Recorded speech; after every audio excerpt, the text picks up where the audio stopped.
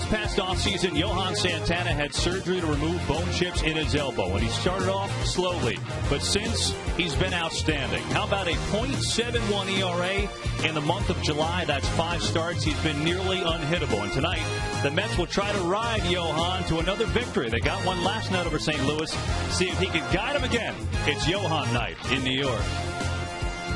Live from Citi Field in New York, it's the New York Mets taking on the St. Louis Cardinals on SNY. And tonight's game presented in HD by IOTV. Get your HD free with IOTV.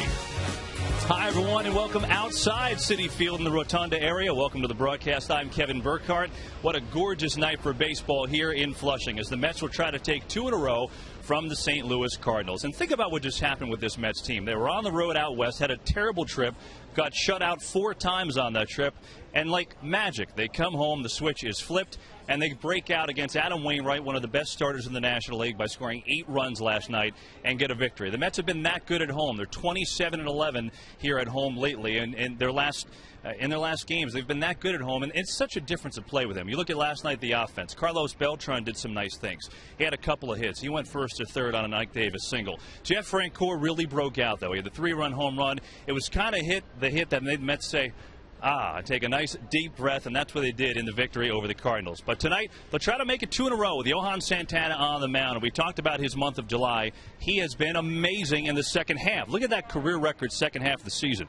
62-19, the best winning percentage in Major League Baseball history. So we bring in Ron Darling from the booth now. And Ron, we talk about Johan and his second half dominance over his career. The big question is why? Well, I think one of the reasons he does it, I've played with some great pitchers, Dwight Gooden, Dave Stewart come to mind, but like long-distance runners where there's some hiccups and maybe some cramps as they run, they really tend to hit their stride late in the season. And one of the reasons, I think, is because, one, there's a boyish charm to Santana that competes, loves to play, and I think also the other thing is that all pitchers had this in common. They're a little selfish, and when they get towards the end of the season, when it's the dog days, for the rest of the players, they turn it up a notch, and they look at their season, they see 14, 15, 16 wins, and they want to push to 20. All the great ones try to do that late in the season. All right, Ronnie, that's about his competitiveness, and I agree with you. What about mechanically? Have you seen anything that's maybe a little different as he gets farther away from that elbow surgery? Well, I think one of the things that he's done, and I think you're right to bring up the elbow surgery, you almost have a new arm, and you're trying to try out that new toy. I think he's finally figured it out, but I think even more importantly, he's taken away that factor that maybe he's tipping pitches. He's thrown that fastball for strikes, called strikes. I think the Santana you get now, occasionally he's going to have those double-figure strikeout games, but now he's just going to record outs, and he's been as good as he can be the last 5 starts. All right, Ronnie, thanks. We'll hear from you coming up shortly. It's the Mets and the Cardinals, Santana and Jaime Garcia from Citi Field. It's coming up next.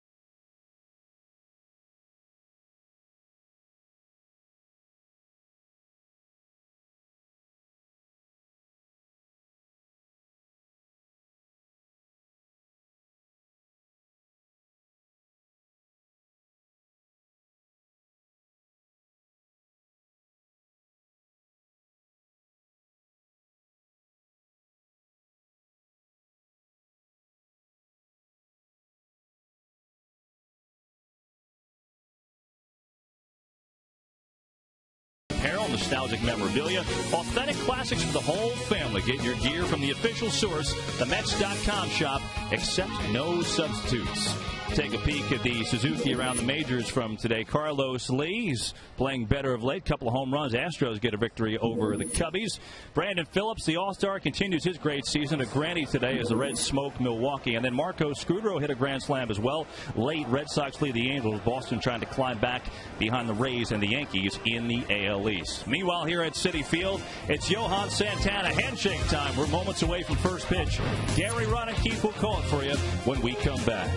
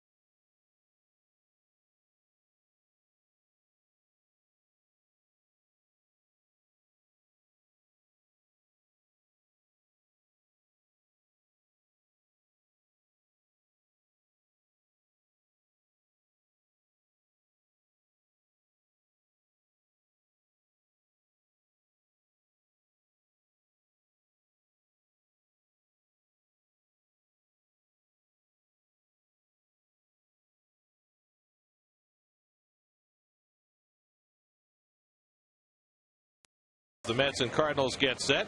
I'm Gary Cohen. Keith Hernandez is here. Say hi, Keith. Hi. Ronnie already saw. You can chime in if you'd like. I'm here. There's your fourth starting lineup for the St. Louis Cardinals. John Jay, one of four left-hand hitters in the lineup tonight for St. Louis against Johan Santana. It's a little different look against Johan tonight as the Cardinals, who had won 8 in a row, have now lost 4 of their last 5. Well, you will see the Verizon numbers for Johan Santana, just outstanding. Kevin mentioned before his last 5 starts, 0.71 ERA. Should be 5-0, but was only 3-0. Runners in scoring position, 0 for 23, 0 for the last 23 off Santana. Left-handed hitters are hitting 3 for the last 31, all of them singles. And the Lexus defense for the Metropolitans. You can see Mike Hespen getting the start tonight at first base, and Crash Davis, he made it to the big leagues. Frank Gore out in right field. Bay still on the pine with that concussion, and Frank Gore with the 3-run shot last night. And I guess who's back? Jerry Manuel sat out a 1-game suspension last night, said he watched the telecast with the sound off. Good, good. Dave Joust ran the team, got an 8-2 win that goes on Jerry's record. Was that a jab at the broadcast? I don't know.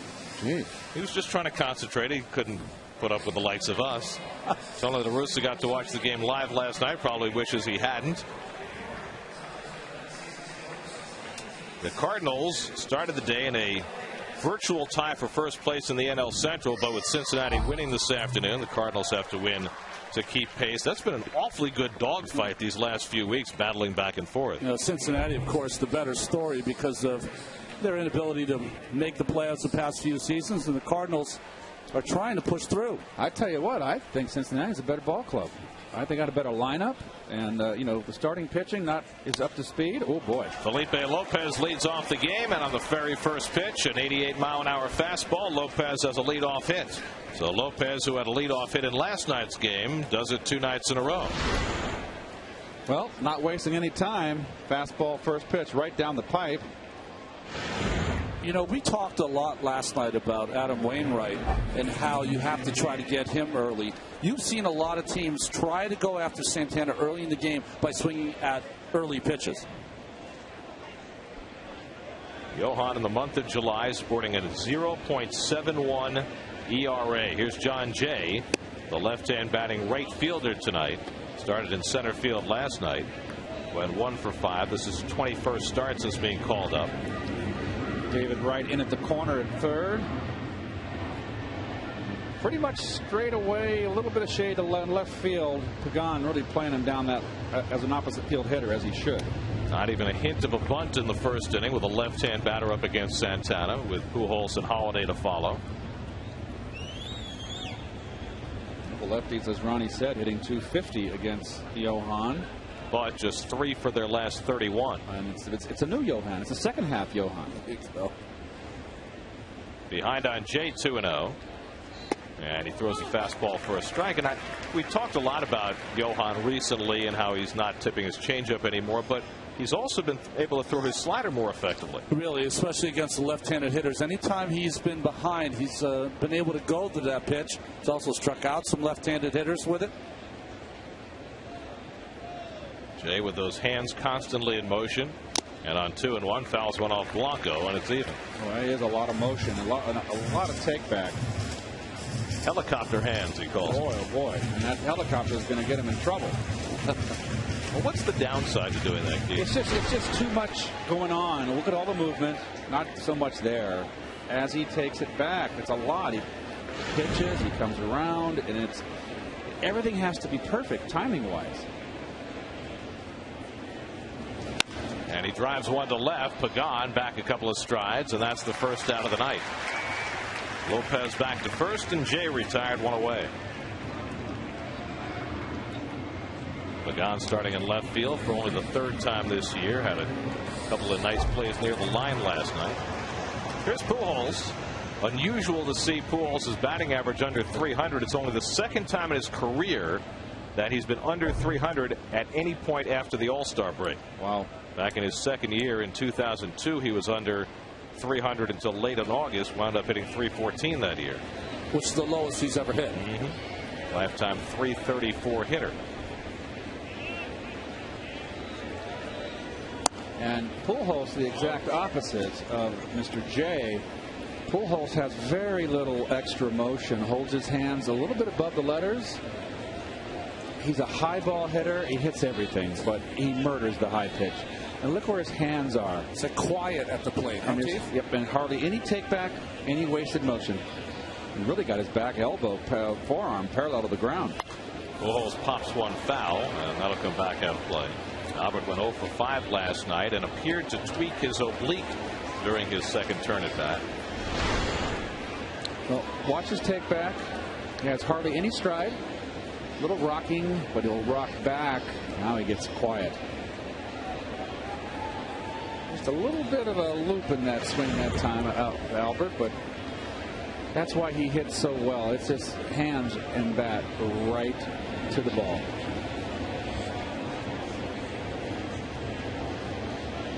One and one to Pujols. And the changeup into the air to shallow center. And Castillo is back there to grab it for the 2nd out. So Santana gets Pujols for the 2nd out. And now Matt Holliday coming up. Boy, there's just a year in, year out, Gary, for Pujols. He's always been the guy that's had to deliver the big hits, and that's got to wear on you. And it was much like with Barry Bonds, with the Giants. year in, year out, you're the guy that's required to drive in the 120, drive in the big runs, make the lineup behind the guys around you better because they're concerned about you. That takes its toll. So here's Holliday riding a 12-game hitting streak, and he gets under one to left field. Pagan back to the warning track near the wall, and it's out of here. Wow, did that ball carry? Matt Holliday with his 19th home run of the year, a 2-run shot, and the Cardinals go up 2-0. That was like Frank Gore's ball last night. I didn't think had a chance to get out of here. The flags are blowing here. They're blowing out to left. It's a warm, humid night in New York, and the ball carried into the left field seats. Only the 9th home run given up by Santana, who's worked to his lowest home run ratio of his career. But Holliday takes him deep. Now Yadier Molina takes a strike. Well, here it is, and change up on Ronnie looked like, and he got it in. That was the mistake. You never, I tell you what, you throw a change up in, you're asking for trouble. Molina lines one to left, and Pagan will have to play that on the hop. The 3rd hit of the inning for the Cardinals.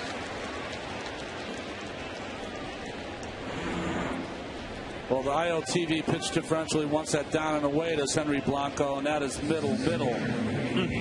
Well, you can see right there, right on the fat of the bat. And you know what? He hit it better than we thought. I was writing down on my scorebook. Was that the first pitch to Holliday? Yes. So you are throwing a changeup, and a changeup by definition is something slower than your fastball. If you haven't established a fastball, the changeup is changing off nothing. So here's Colby Rasmus, who sat last night. He's been in a 1-for-22 skid. And he hits the first pitch toward left center field. And Pagan won't get there. It goes to the wall. On his way to third is Molina. Pagan retrieves. Molina almost runs through a stop sign and finally goes back to third base. It's a double for Colby Rasmus, the 4th hit of the inning, and 3 of the 4 have come on a first pitch from Santana. That's a little sinker. He wanted it away and got it in the inner half, Ronnie. And there where your speed will kill you. Molina just does not run well at all. He doesn't run well, but also you got to give credit to Pagan, who hustled after that ball, got it into Reyes as quick as he could. But you're right, he's lumbering, and these catchers, how can you blame him? It looks like he's hurting a little bit too, on his feet, somewhere in his legs. Kendo stopped him in time so that he didn't have to slam on the brakes too badly. Well, there's not another gear for Yadier to go to. That was only going to get less and less. Diminishing returns. And here is where Tony La Russa gets burned by hitting his pitcher 8th. Correct. 2nd and 3rd and 2 out. And the Mets will walk the 7-hitter and bring up not a position player, but the pitcher Jaime Garcia. Well, you know, he's been second-guessed about this his whole career. And guess what? He's going to go in the Hall of Fame. First ballot. But I do not agree with this. I'm in your camp, Gary. Think about it in a little way. This is kind of a golden age for managers in a sense that you would think that Torre, La Russa, and Bobby Cox are first ballot Hall of Famers. So Garcia gets a chance to do some first inning damage. Not an automatic out by any means. Has 6 hits this year. Well, Santana had got 5 straight starts allowing 1 run or less. That streak has already come to an end. And now trying to limit the damage as Garcia attacks the first pitch. It's certainly been a trend in this first inning. The Mets and Santana in particular have not fared well with the bases loaded all season long. Santana's already given up 3 grand slams. Gave one up to a pitcher last year. He was a king, though. 2 years ago. Felix Hernandez would hit him in the batter's box, and it's 0-2. Santana's streak of 5 straight starts allowing 1 run or less, just 1 shy of the Mets club record. So Jerry Kuzma remains alone as the only Met pitcher to throw 6 consecutive starts of 1 run or less. He did that in the championship year of 1969.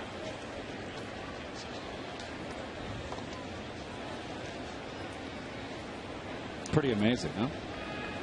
What a run. Well, we saw the Cardinal ace falter last night, and now Santana trying to right himself early in this game. Think about it. Once every 5th day you're starting, and that's 6 straight starts, and that's a month's worth of work, and you're going to give up a run. That's right.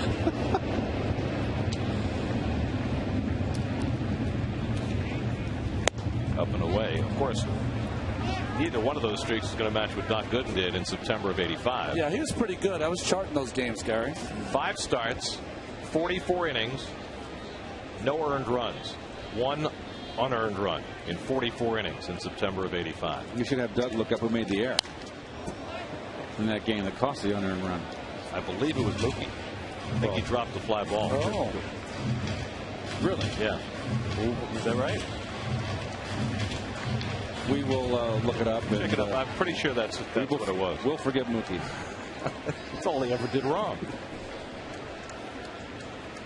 Santana trying to put away Garcia with the bases loaded. And Garcia hanging in there. How about this kid up at the plate swinging the bat? Staying in there. And also, if you notice, a lot of shaking of the head, shaking off of Henry Blanco by Johan Santana as they're trying to mesh together here early in the game.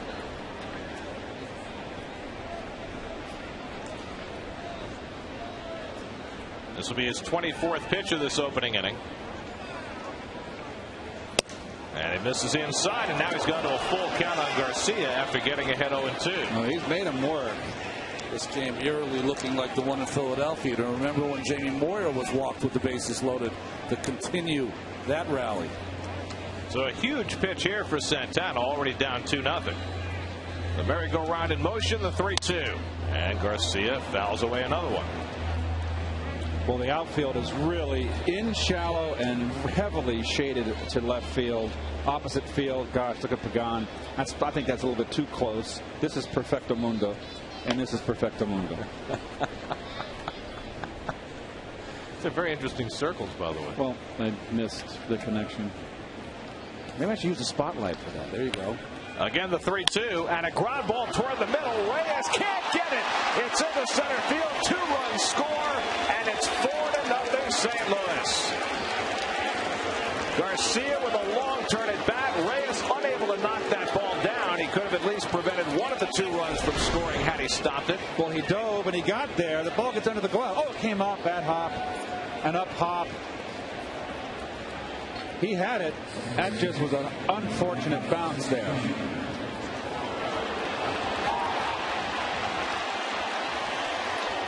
So it's a 2 RBI single for Jaime Garcia. His first 2 runs batted in of the year. Reyes comes up scraped. Garcia comes up golden, and it's 4-0 St. Louis. You know what I was just thinking? What happens with the tattoos when you get a big scrape on your arms? When the skin grows back, you lose the tattoo? Not an expert. So the Cardinals batting around here in the opening inning. The number 9 hitter Skip Schumacher comes up. Schumacher sat last night, hitting a .262 on the year, and he takes a first pitch strike. One of the few Cardinals to take the first pitch in this opening inning. Lopez led off the game. First pitch, single to center, and that set the tone. Santana retired the next 2 hitters, but then Holiday swung at the first pitch and hit a 2-run homer. Molina took a strike, but then singled to left. Rasmus doubled to left center on the first pitch. And the 2-run single by the pitcher Garcia on the 9th pitch of the at-bat, putting a big number up for St. Louis in the first. 0-2 to Schumacher. And Blanco stops it 1-2. Well, the Twins put up a 4 spot in the first inning against Johan back on June the 26th. That was the last start before he went on this terrific run in the month of July that has faltered here in the first inning tonight.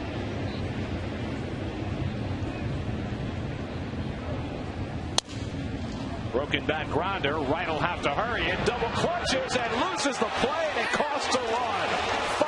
5-0 St. Louis. An infield hit for Schumacher as Wright had to reach out back a second time. Well, he fields it cleanly, and it must be on the. Oh, yes, you see, he had knuckleball. He did bad exchange there. He knew he had to rush. Schumacher runs well and just didn't get it out of the glove. You see it? Stabbed at it. Just couldn't get the handle.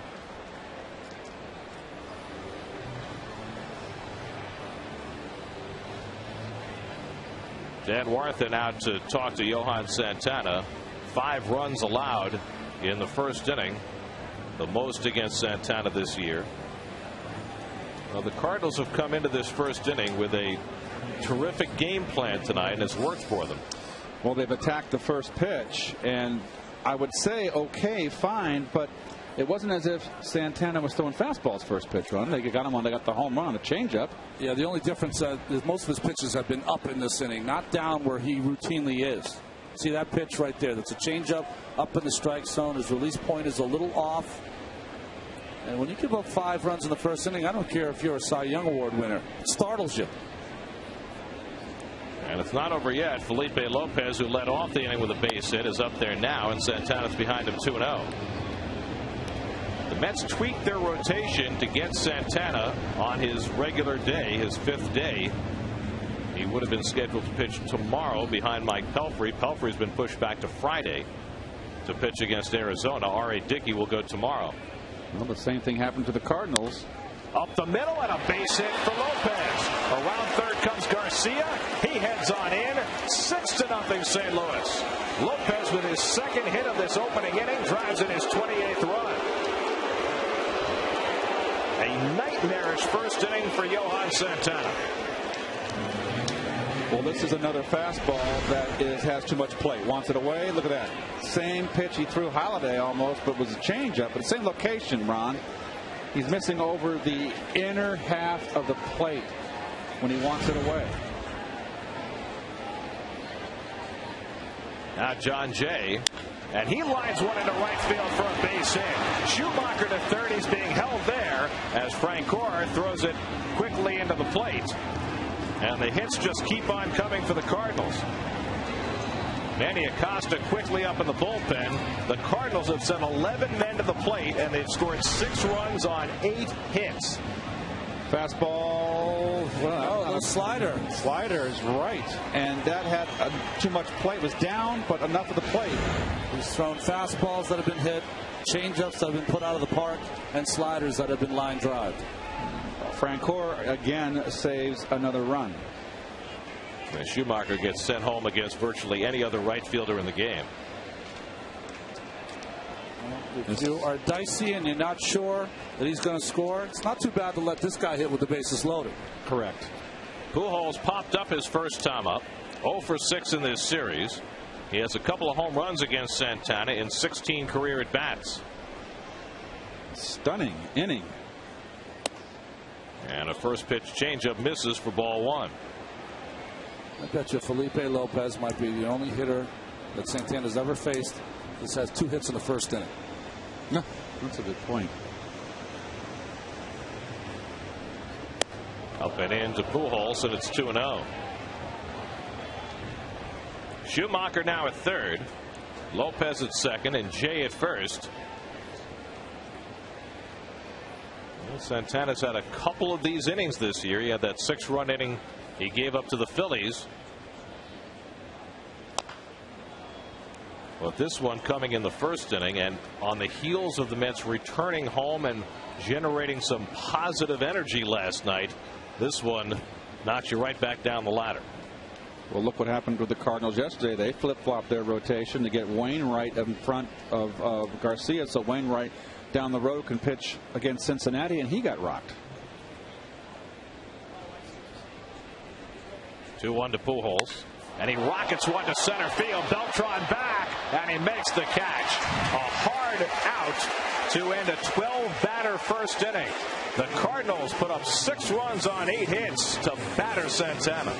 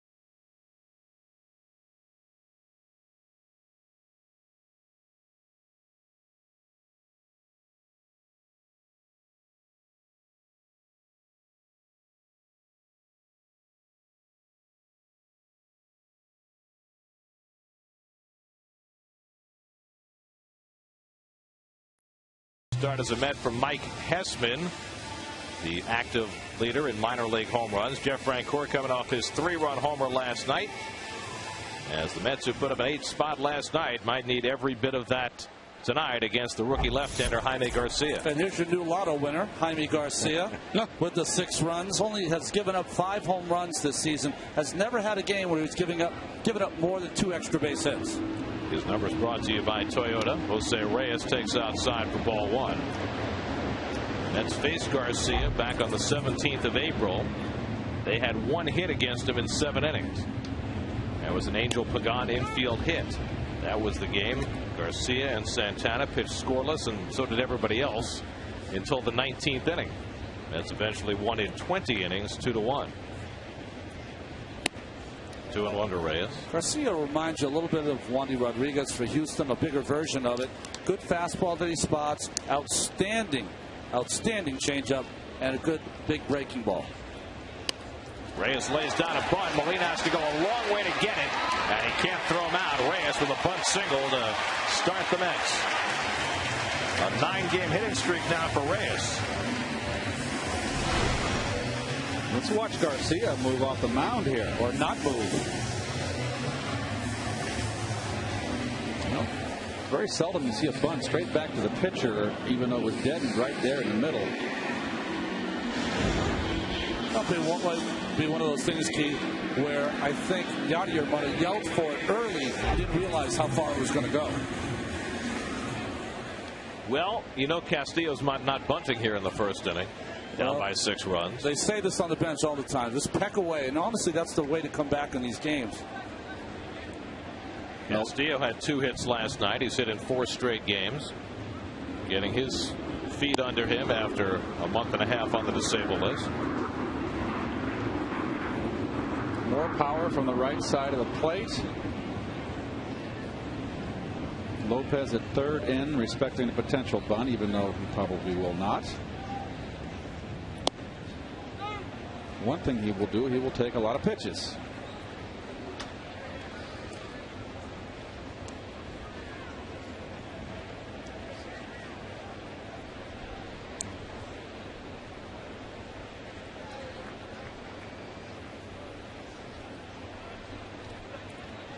The outfield defense here, look at this. They're shading him to the opposite field. Look how shallow Colby Rasmus is in center and John Jay in right. And of course, you got to respect his power, because when he hits with power, he pulls the ball to left field. Holiday playing deeper. And Louis strokes one to right. Jay played well and has it for the first out. Well, good scouting right there. And we'll take a look at the Coors Light Cardinal defense, and, well, Mr. Pujols, Gold Glover. He can pick it over there. You've also got Molina behind the plate. Rasmus plays a heck of a center field. He's a speedy guy, and Ryan, who hasn't been hitting, gives them a lot of range at shortstop. Here's Angel Pagan with 1 out and 1 on. Angel went 1 for 3 last night, 9th in the National League with that .304 batting average.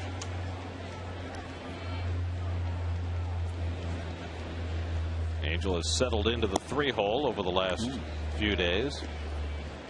Home plate umpire Darrell Cousins is not calling that low strike, RJ.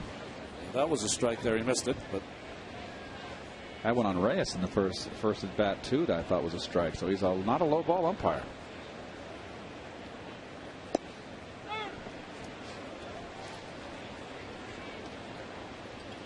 David Wright waiting on deck, hitting cleanup tonight.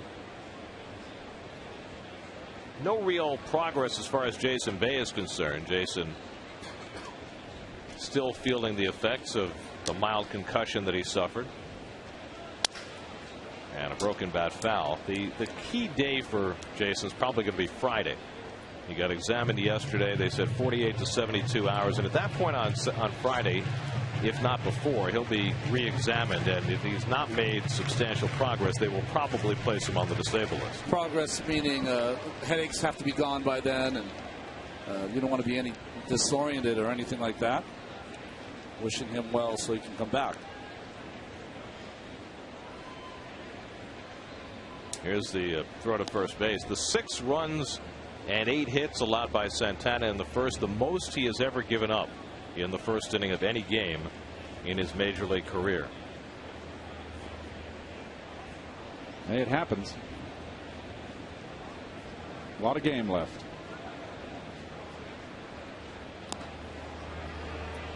Too many throws to first base with the score of 6-0. Not saying that Reyes is not going to go, but lefty against Reyes, I think he'd be reluctant unless he gets just a huge jump off Garcia. I've always wondered what a pitcher's thought process was when they would throw over, Ronnie. You had a great move. You had to have a strategy on throwing over. How many times? I used to always, Keith, depending on if I was in this situation, I would throw over once real easy to let Reyes know that I'm thinking about him. Then later, if it was a long at bat, I'd throw a real good throw over there to go, hey, you know what? I can pick you off maybe, or I have a chance to keep you close. And that, what I'm doing there is not to pick him off. I want him to have in his head, boy, he's really watching me. I'm not going to be able to get a good jump. Don't you think, though, that for the rookie pitcher on the mound, that La Russa and Duncan are probably calling all those throws from the bench? They call all the throws, yeah. I mean, most managers call all the throws now, but and I'll tell you why I know he calls them. One, I played for him, and secondly, he brought me to spring training one year to help his pitchers hold runners on. And it was simply to get the sign of what you do when you have to step off, hold the ball a long time. There he goes. Make the throw over. There you go.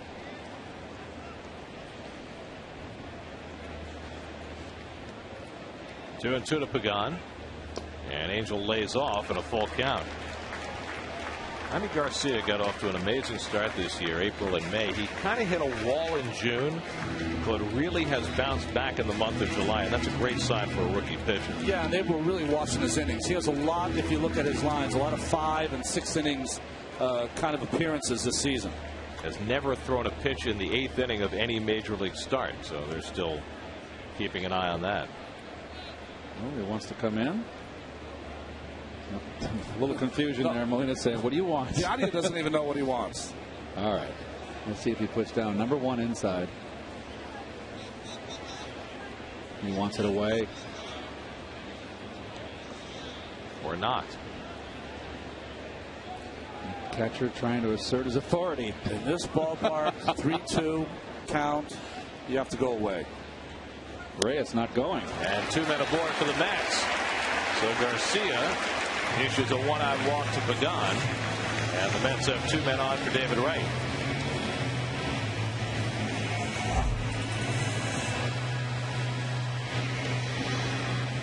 David 0 for 1 last night, threw a couple of walks and a sacrifice fly. His 10th sacrifice fly, that's the most in the National League, contributing to those 69 runs batted in. Now Molina has been the gold standard behind the plate in the National League for a long time now. Well, to let you know, 25 to 30% is a good number. Pretty much straight up in the outfield. Boy, some big gaps for David to plow through. So a chance for the Mets to take a chunk back after giving up 6 in the top of the inning. David, the best hitter in the National League against lefties. Under 400 now, but 398's not bad.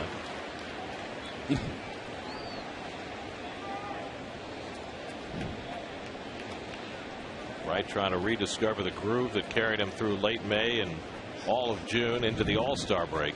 You just can't stay as hot as that. Something close. Down to first for Pujols. Runners advance to second and third. Now they're 2 out. Well, here comes a very critical, early in the ball game, a very critical 2-out at bat right here. 2 runners on there to close it to 4 with a base hit. Beltran had a good night last night after going 0 for his last 16 on the road trip. He gets a nice hand from the crowd. I'm glad to see that. He's been, I think, he's been out for a year. He's just come back. The spotlight has been on his bad road trip coming off the DL for all those months.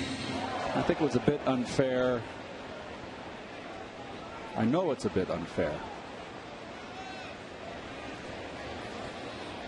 This is just the 11th game that Beltran has started. And he takes a curveball for a strike from Garcia. Beltran with a single and a double, drove in a run last night against Adam Wainwright. Reyes and Pagan in scoring position with 2 down.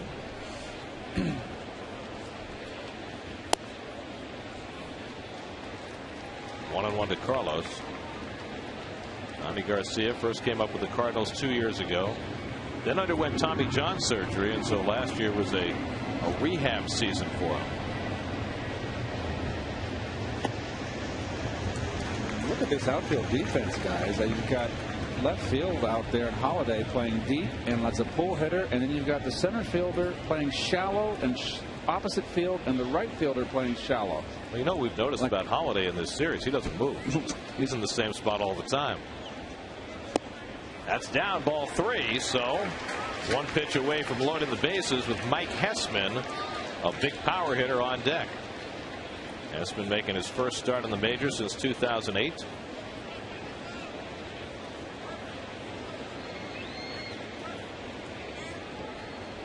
Garcia really slowing down the pace here in the first inning. And Beltran fouls one at the plate, 3-2. It's almost like Garcia doesn't know how to pitch with this big lead. He's kind of in between whether he should go hard at the Mets or use that good changeup. Well, why not just stay? We've got you to 9 wins. Yep. I mean, be happy. Gosh, I got 6 runs. Let me shut the door. I think that's why Molina was a little frustrated. Let me call the game and we'll get through this inning. Garcia coming off a win over the Phillies last Wednesday. He's had 2 extra days of rest since his last start. That might have something to do with it as well. 3-2 to Beltran. And it's low, ball 4, and the bases are loaded. And so Mike Hessman will come to bat with a chance to do some damage. Second walk of the inning issued by Garcia. So the 32-year-old Hessman making his 38th career start in the big leagues. Couple of years with the Braves, couple of cups of coffee with the Tigers. His last 3 major league starts with Detroit in 2008, he had a home run in each one of those games. Well, he's one swing away here from becoming a new Flushing folk hero. 18 home runs in Buffalo this year, despite missing 6 weeks with a fractured hand. He just came back last week.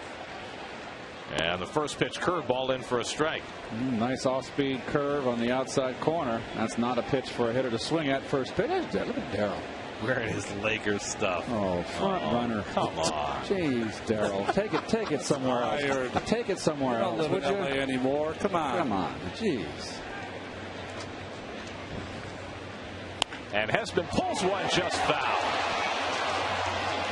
Well, Garcia came right back with the curveball, and Hessman was ready that time.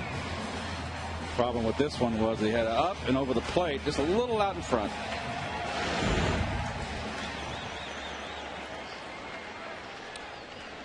That's why we call Mike Hessman the Mets' Crash Davis. Minor league active leader in home runs. Nobody wants to be that. Doesn't look at all like Kevin Costner. Who does? 0-2 from Garcia. And a drive in the air to deep left field. That ball is off the wall. Reyes is in. Pagan scores. Beltran to third. Mike Hessman with a 2-run double. Welcome to New York, Mike Hessman. It's 6-2.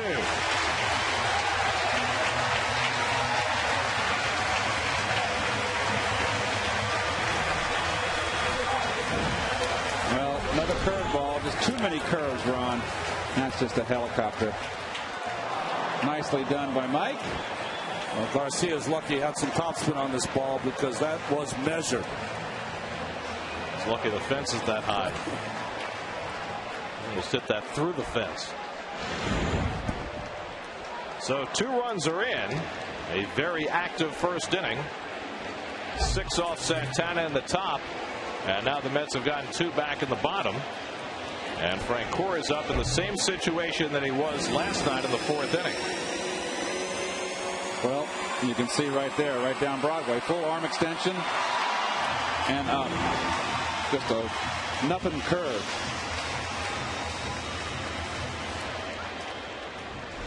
Well, sometimes your catcher comes out to talk to you and has words. Sometimes they're not so kind. And right now, in Garcia's face is the veteran Molina, telling him he better ship up or he's going to be shipped out. Let him have it, didn't he? He did. You don't see a lot of that these days. That's good to see. So now Frank Gore, who had a 3-run homer last night with first base open, and he takes ball 1. After the game, Adam Wainwright, who is Frank Gore's golfing buddy during the offseason down in Atlanta, said he was pretty much trying to pitch around Frank Gore. And Frenchie said, everybody knows you can't walk me.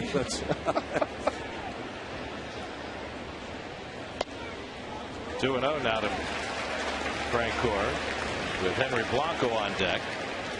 Well, if Frank Gore gets on here, all of a sudden Blanco's the tying run in the first inning after the Mets were down 6-0.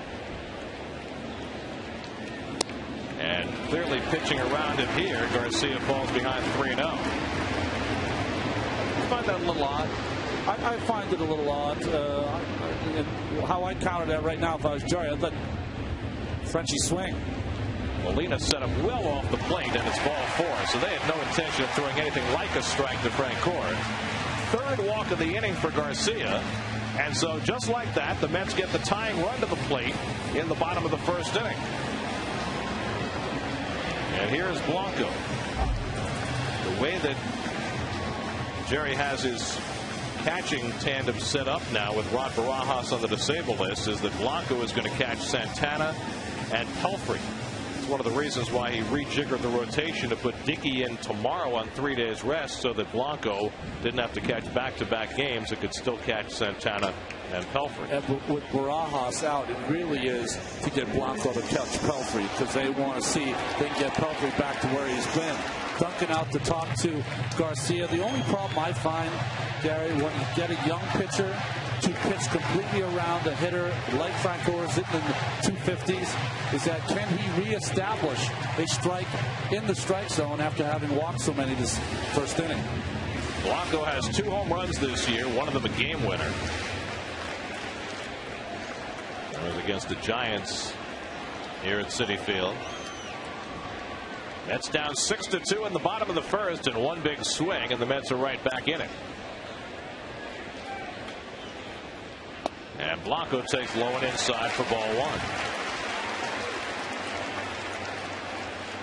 1. So 2 left-handers who were in terrific grooves coming into this game, and both struggling in the first inning. Santana on deck. And Blanco gets under one. Ryan in shallow left field puts it away to end the inning. The Mets get 2 runs back on Mike Hesman's first hit as a New York Met.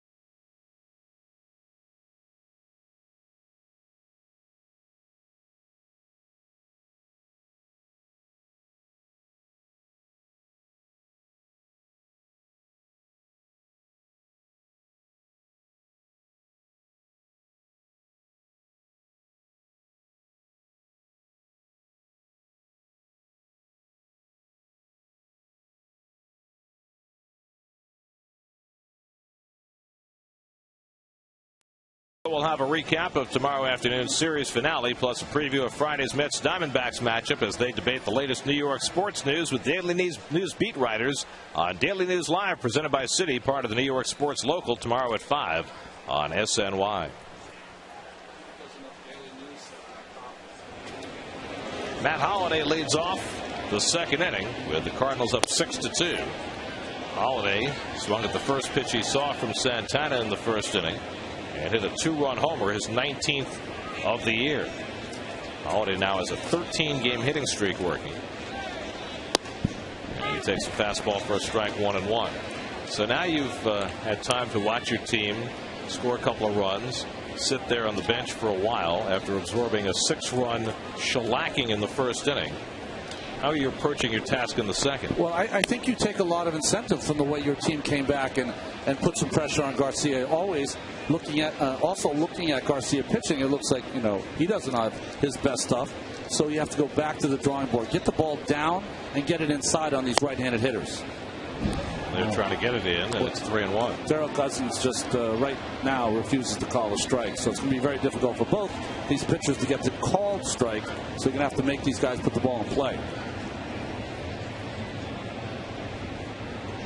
Is that the tin cup strike zone? Yeah, it happens, and you got to pitch around it. It's just how it goes. Us hitters love that. They do.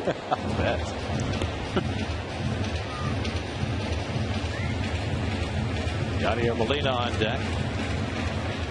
Well, it's not the worst inning Santana's had this year. He was charged with 8 runs in a Philly 9-run fourth inning back in May.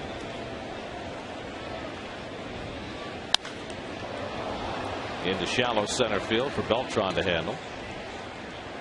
And Holliday retired, one away. There is your umpiring crew. Darrell Cousins, the crew chief of this unit. DJ Rayburn, a minor league call-up. Jim Wolf and Marvin Hudson rounding out the crew. So you got your hitters umpire at the plate in Cousins. You got your pitchers umpire out at second base in Jim Wolf. That's right. Of course, his brother is a fine pitcher, Randy Wolf. Molina singled to left and scored a run in the big first inning. A rough year for Molina at the plate, especially against lefties. He came into the day hitting 176 against lefties. How's that? He's caught a lot of games these past few seasons. And as Keith mentioned, it looks like he's nursing some nagging injuries, and his most important job, of course, to handle that pitching staff. Bouncer rolls up the arm of Castillo, but he stays with it. 2 out.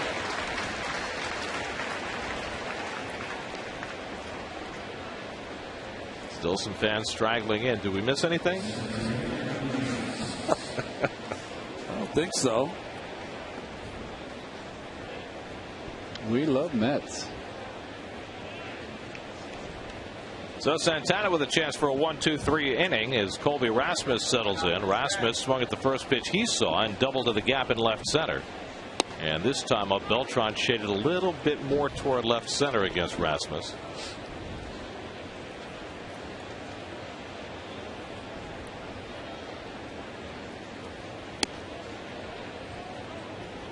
I wonder what is the record when a team bats around, how many in one inning, the most major league record for most batters hitting in an inning. In the first inning or an inning? Any inning. Well, there have been batters bat 3 times in one inning. That has happened on a few occasions. Wow. 50 pitches. 38 of those in that stressful first inning. 2-2 now to Rasmus.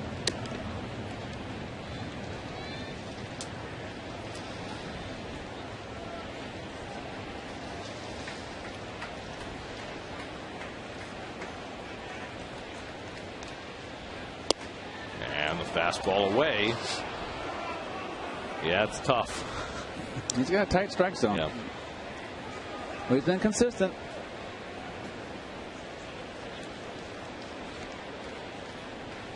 They'll try it again on 3-2. And it's popped up. David Wright settling under it. And Santana, after a tough first inning, gets a 1-2-3 second. Yeah, full moon kind of a night, isn't it?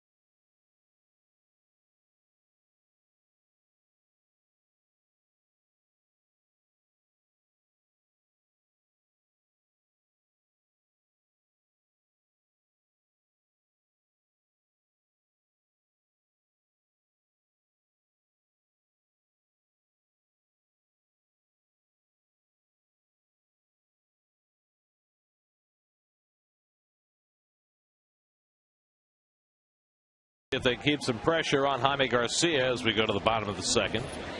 As Santana takes up and in, and Garcia's had trouble throwing strike one tonight. Well, Garcia's got to do the same thing that Santana did. Johan with 6 hits this year, including a home run. Reyes and Castillo to follow. Does Garcia kind of curl his wrist running? Yeah, he does. Wraps it behind him. Something strange in there when he pulls the ball out of his glove. He doesn't fully wrap it as you see Reyes on deck. Kind of comes out sideways, though. We got the king of the wrappers in the ballpark tonight. Rick Sutcliffe is here. Oh, is he? Yeah. He was a rapper. Santana down on a pitch in the dirt, and Molina completes the putout. First strikeout for Jaime Garcia. Well, tonight we're going to ask the AT&T trivia question before we give the answer. Who had the 4 pitchers to win the Cy Young Award under pitching coach Dave Duncan? So that would take in all of his years, not just with the Cardinals, right? With Oakland as well. Oakland, Cardinals, and White Sox.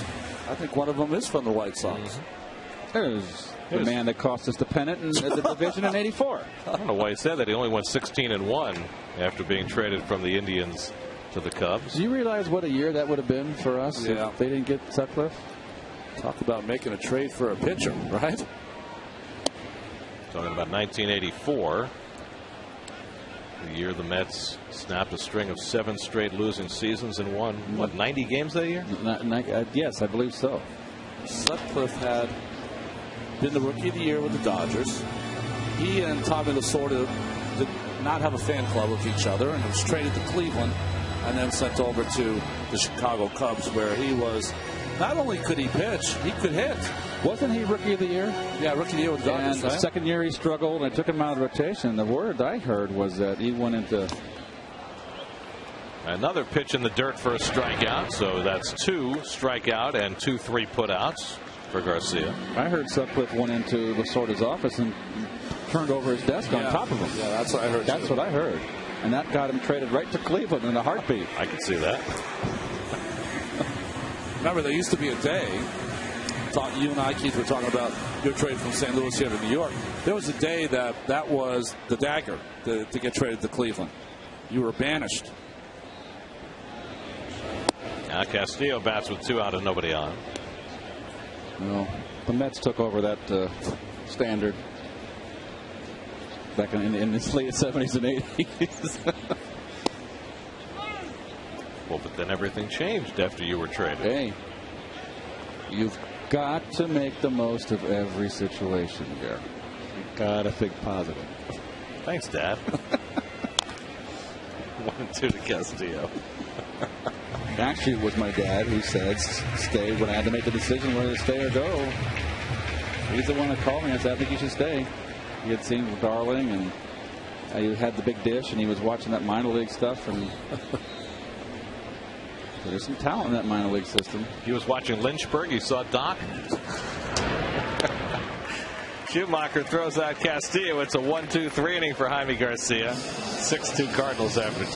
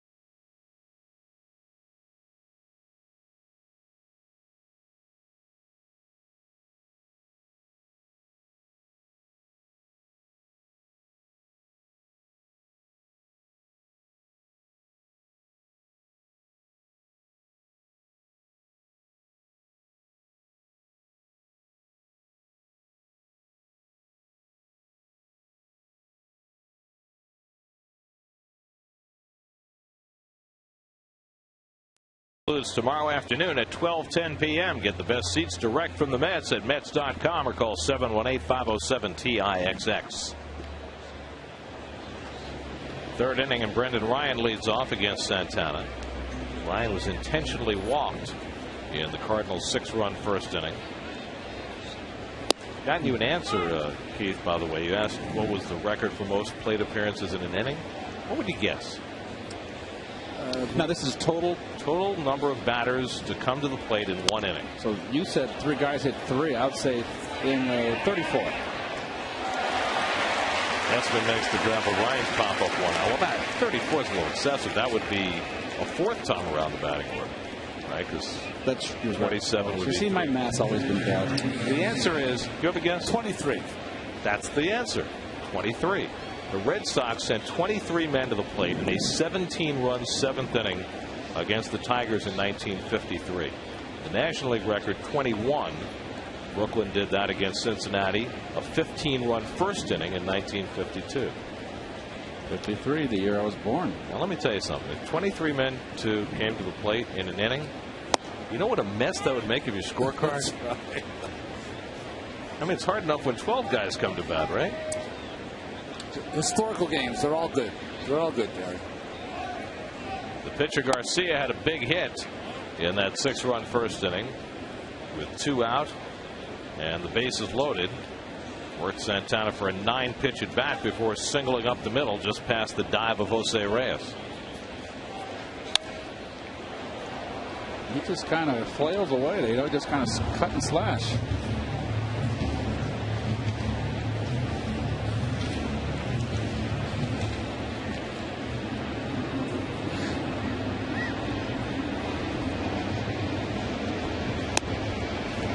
changeup misses, 2-2. He just cannot get that changeup down so far. Something he's been doing so well over the last 5 starts.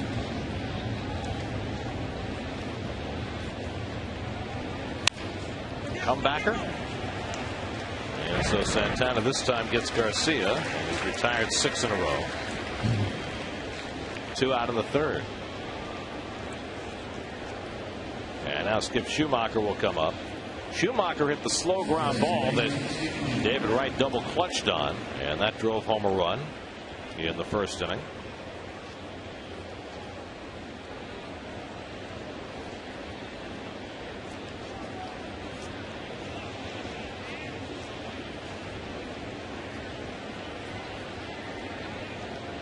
And they're shading him in the outfield with an opposite field hitter, and correctly so. First pitch fastball for a strike. It's a gimme strike for a pitcher. A lot of sorry. No, I was just saying the pitcher, opposing pitcher, grounded out to the first baseman, walked down to first base. Usually the next hitter, 9 times out of 10, will take that first strike. Whatever happened to the old lingering in the on-deck circle to give the pitcher time to get back to the dugout? Yeah, they don't do that as much anymore because the umpires want a speed play up. But I would, honestly, every time I would make an out like that, I'd run by our hitter and I go swing the bat. You know, I'm ready to go. Why give him a free fastball down the middle? And Santana picks up his first strikeout of the night as he gets Schumacher. So Santana settling in. Now the Mets will try and fight back.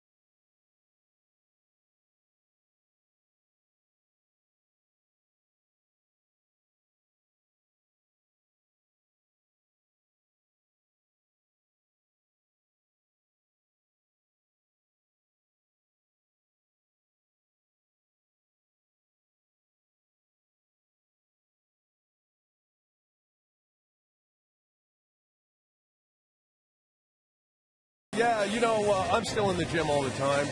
Even though I'm retired, I still like to get in there and move around. And also, raising 3 kids keeps you in shape. All the running around I do. Funny, I have a kid. I don't look in that type of shape. But anyway, you're out in the field. So you're out in the field a little bit earlier. I mean, catching the Mets game tonight. You ever play baseball? Any other sport like that you were into growing up? I did. I played Little League as a kid. And as a matter of fact, one of my heroes was a Met, Tom Seaver. Pretty good hero to have, by the way. Yeah, no, I love Tom. He wrote a book in the 70s called Baseball is My Life. And I had his poster on my wall. I was a huge Tom Seaver fan. Andrew Began leads it off for the Mets in the home 3rd as we talk to Lights Leary. Let's get down to business here. There's been some rumors flying about a rematch, possible big-time rematch with Death Row Reynolds. Is truth to that? Any truth to those? You know what, Kevin? If I decide to come out of retirement, the first big fight I'm going to have is with my wife. I don't know who will be the tougher opponent. Began's got himself a base hit. He's going to try for 2.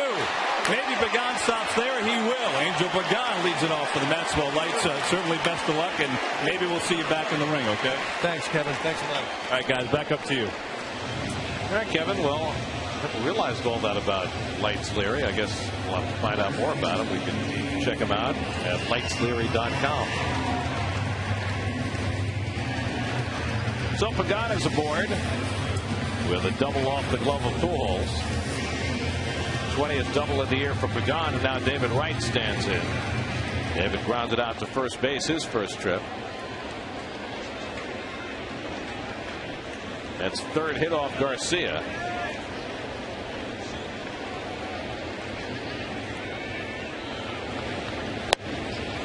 And a strike called, 0-1.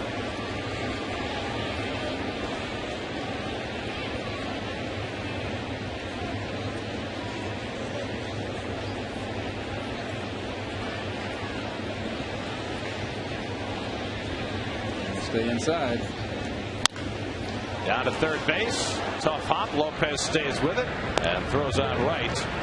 Pagan holding it first. Nice play by Lopez right there for all you kids. Get that in-between hop when you're playing third base or you're playing in and you can't play the long hop or the in-between hop. There's only one thing to do. Watch what he does. Keeps his body right in front and his glove facing the ball, two hands, and just nicely done and presence of mind to look back Pagan to second base and throw out right. Nice fundies. And yet we've seen third baseman, and in particular David Wright, on those in-between hops to play those ball off to the side in recent years using a bigger glove than in the past. Well, at least that's the theory. You know, I was a pitcher, so it's hard for me to comment on it, but I have no problem saying that is the incorrect way. You play the ball in your belly button. That's the best way to keep it in front of you. Absolutely. And if you also saw Lopez, his glove went to the ground first, then came up. Yep. Beltran drew a walk his first time up. And the fastball inside for ball one. Beaded curtain there. That's the bar. Where's the black light? I could tell. I know a bar when I see one. Do you know which bar it is? Can you identify it by its characteristics? He's saying he's never seen a bad one. Has a strike 1 and 2 to Beltran.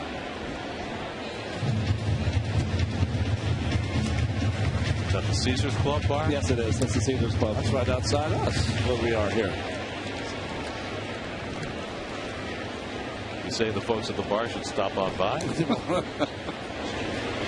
Beltran lines one to left, and Holiday is there. That's the second out.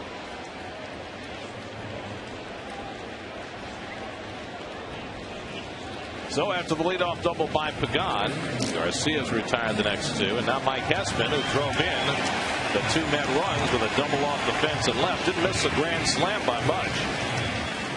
Well, let's see how they pitch him this time, Ron. Last time a steady diet of curveballs, too many, I felt, and he got burned, Mr. Garcia. Let's see if he changes the program. And if you're Hespin, you want to look fastball away first pitch.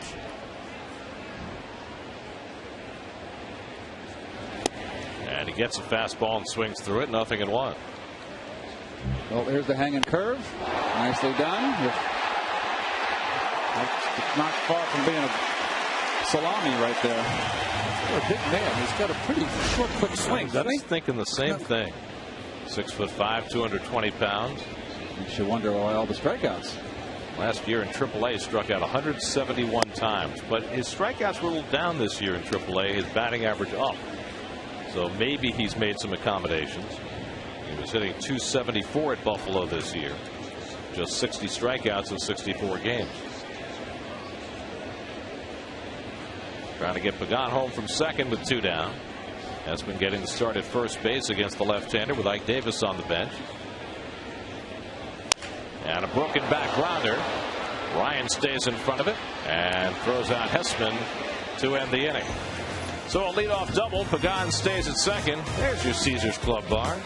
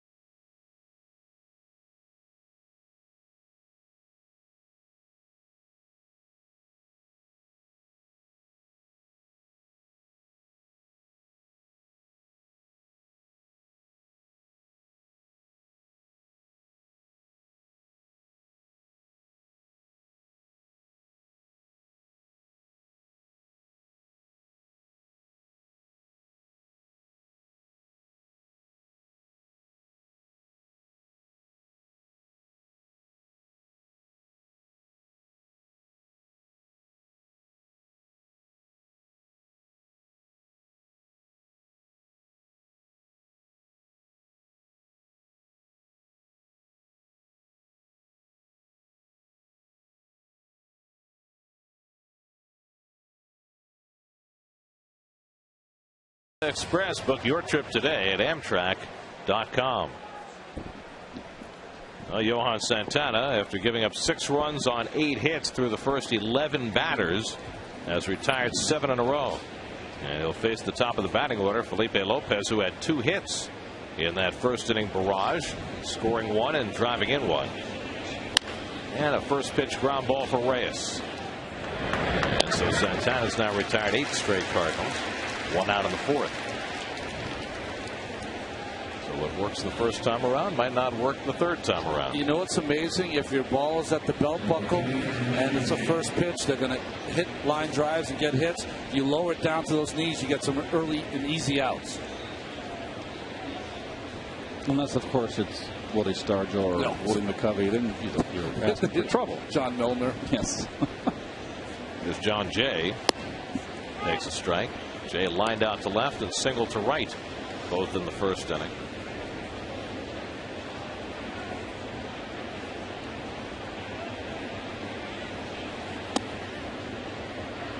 Almost looks a little bit like kind of similar to Vic Davalillo. I don't know if you folks remember Vic Davalillo with the Indians and played a little bit with the Pirates. Kind of a Dodgers. Kind of a run and swing, a little leg kick like Davalillo. Al Oliver maybe played with the Pirates. Kind of a wild swing. And Al Oliver, no, he's not in the same class there. Al Scoop was one of the finest hitters I ever saw. Best line drive hitter I ever played against. Probably as underappreciated as a hitter as has played in the last 35 years. Line and a right, a base hit. Frank Gore was thinking of throwing to first, and so Jay runs through the bag at first base. When's the last time you saw a guy do that on a base hit to right field? Good for him. He knew what was on. Watch Frank Gore. He's always looking. Got those teeth bared and ready to throw. Frank Gore. But getting back to Al Oliver, he just fell shy of 3,000 hits, I believe. And Hall of Famer?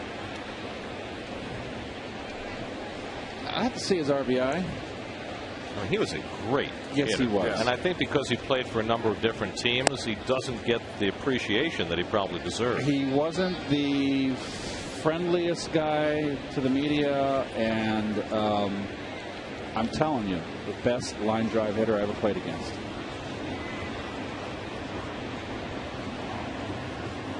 Want to know to Pujols. And he takes a strike. Let's check in with Kevin. Guys, so Albert Pujols comes to this country from the Dominican Republic. His family goes to the Midwest, Kansas City specifically, and he and his cousin go to high school. His cousin speaks English. He doesn't. He wants to be on the baseball team, so his cousin talks about it with the high school coach, who agrees to let him have a tryout despite the fact that the team is already set. So let's go out to the backfields after school, and I'll throw you some pitches, and we'll see how it goes. So his cousin set that up. Albert went out to the field at the scheduled time. Said coach threw 13 pitches. 12 of those pitches went out of the ballpark. Albert on the team. And so it goes from there. Back to you. Made an immediate impression, did he? And all he's done is hit 389 home runs in the major leagues, the most anybody's ever hit in his first 10 seasons. I guess my question is, what happened to the one that didn't go out of the yard? Right? Hope somebody saved it.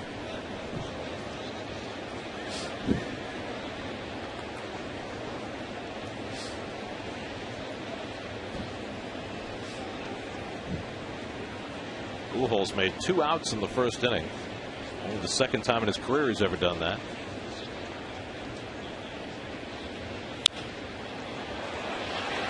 First time was also against the Mets in a game in 2004. So you were talking about Al Oliver? He had lifetime 303 batting average, 2,743 hits, 1,189 runs, 1,326 ribeye steaks, folks. That's getting there. 219 home runs. You can make a serious argument for Al to be in the Hall of Fame. There are there are a few guys like that who are right in that fringe. Vada Pinson is another one. And when Al Hrabosky was in his heyday with the Cardinals, when I was playing there, Stargell, he ate up Stargell. He ate up Richie Hebner, of course, was a low ball hitter. But the one guy we did not want up against Al, left-hand hitter, was Al Oliver. Oliver started out in Pittsburgh, then went to Texas, Montreal, before kicking around at the end of his career with a number of clubs. 3-2 with one out. Jay's running, and Pujols pops one up. Let's see if it stays in play for right. And David has just enough room. 2 out. Well, Al Oliver was in Texas when I went for my first spring training, as David makes the play on this pop-up. And when I met him, and once I got to meet him, he was one of the nicest gentlemen I could ever be around. But the first time I met him, he said, "Hi, my name's Al Oliver. I can hit." Scoop. He just had a lot of confidence. Scoop Oliver. He was right. he was right. How about those lumber company teams in Pittsburgh? They could hit. Matlock and Parker and Stargell. This is Richie Zisk. Gosh. Manny Sanguin. Rennie Stennett. They had Dave Cash in the beginning, to recall. Yeah. And they traded Cash to Philadelphia to make room for Stennett. Stennett, the only man ever to get 7 hits in a 9-inning game. You had Richie Hebner, and the bench was solid too. You had Bill Robinson on that team, and you had Davalillo was there, Matty Alou, if you're going back a little further. Holiday hit a 2-run homer back in the first, 1 for 2 on the night. And he lifts this one to right, and Frank Gore eases over. And so Santana keeping his team around. 6-2 St. Louis.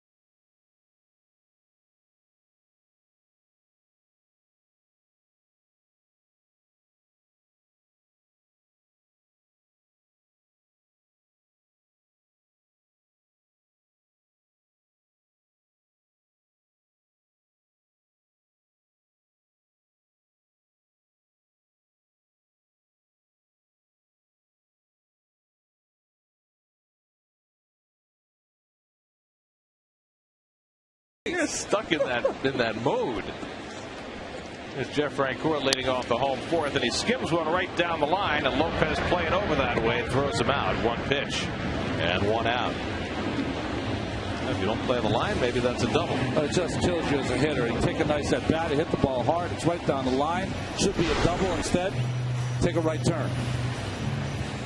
Nice backhand by Lopez.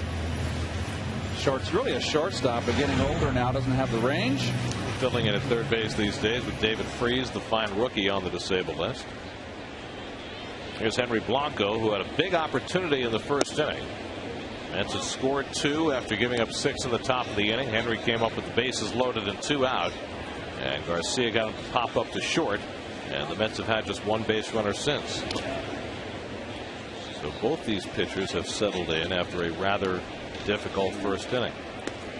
Well, Santana was stunned, but I think Mr. Garcia didn't know what to do with all that wealth of 6 runs. He could not get the ball over the plate. I mean, like T-bills or pork bellies? That's right. There you go. Well, he's been much better since Molina came out and shoot him out. Good point, Keith. Ryan running around that one. Probably could have stayed back with Blanco running, but he stays with the play and throws him out. Well, just a little loose, Gare. One-handed, too. Gets in front, runs in to get the short hop, but you kind of want to use 2 hands. That ball almost popped out. Well, what you do when you do a play like that, right, Keith, is that if you catch any kind of bad hop, then you've missed the play. Yep. And then you called it, Gare, slow-footed Blanco. You had time just to get in front of that ball. So here's Santana, who struck out his first time up.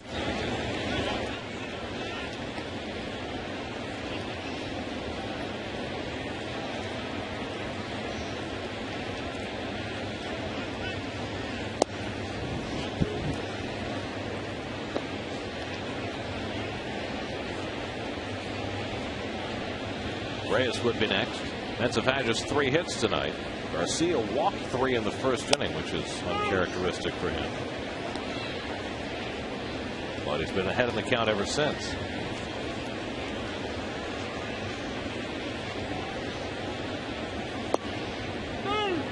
Two and 2 to Santana. There's that low strike, Ronnie, that he hasn't been calling because the pitcher was out.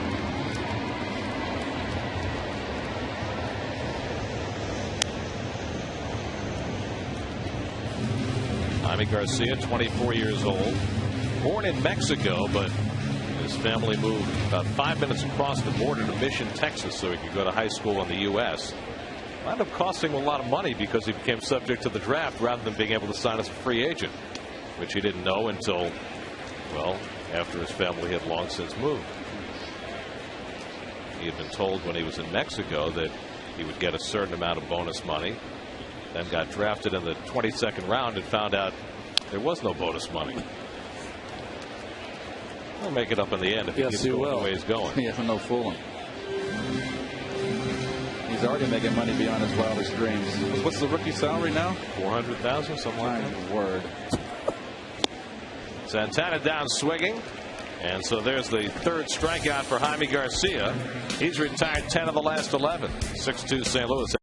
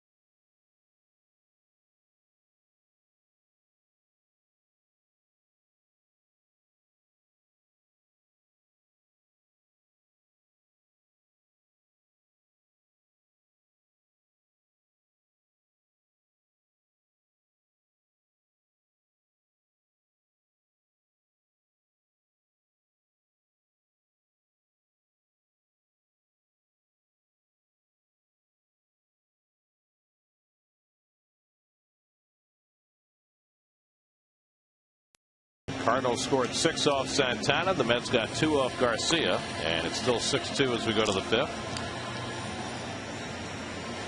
Cardinals will have Yadier Molina to lead off against Santana, who threw 38 pitches in the first inning and has thrown 38 combined over the following 3 innings. Great ones, even on their worst days, find a way to kick it into gear. No mulligans or breakfast balls in Major League pitching. I'd like to have that first inning over, wouldn't you? Could you explain to me what that means?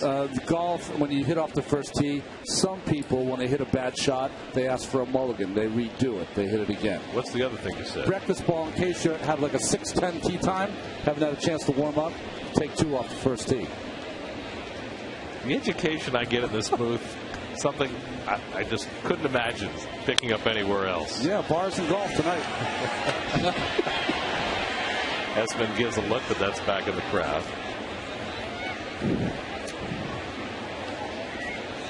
Yadier Molina 1 for 2. Singled and scored a run in the first. Grounded out in the second. It'll be Molina, then Colby Rasmus and Brendan Ryan, 5, 6, and 7 in the St. Louis batting order.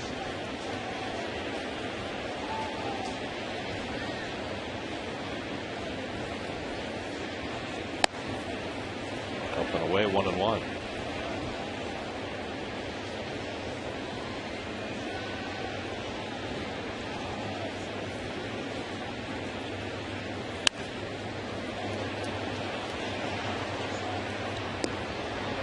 Another nice crowd tonight, guys. People are really coming out. Well, they played great baseball in this ballpark all season long.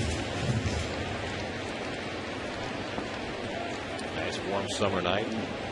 Quality team in town. On the inside corner, strike 3 call. So Molina is down looking. Just the second strikeout for Johan. 1 out. Let's check in with Kevin. You know, guys, the trading deadline is fast approaching. 4 o'clock on Saturday, July the 31st. So a lot of talk, a lot of rumors as usual. It is time for our Verizon Live Ask the Booth. Found Mike from Patchogue hanging around out here. Mike, what do you got for the fellas? Do you guys think that we have what it takes with our current roster to be competitive for the rest of the year? Or does Omar need to go out and get us a pitcher or two? Go ahead, guys. Well, you know, we were talking to Jerry today in our usual scrum where he answers some questions for the media. And Jerry said his preference there moving forward would be a quality arm, whether it's a bullpen or a starter. That being said, I don't know if you can get a position player because the positions are all filled. It's just that the players that they've had so far this year are not having their best years.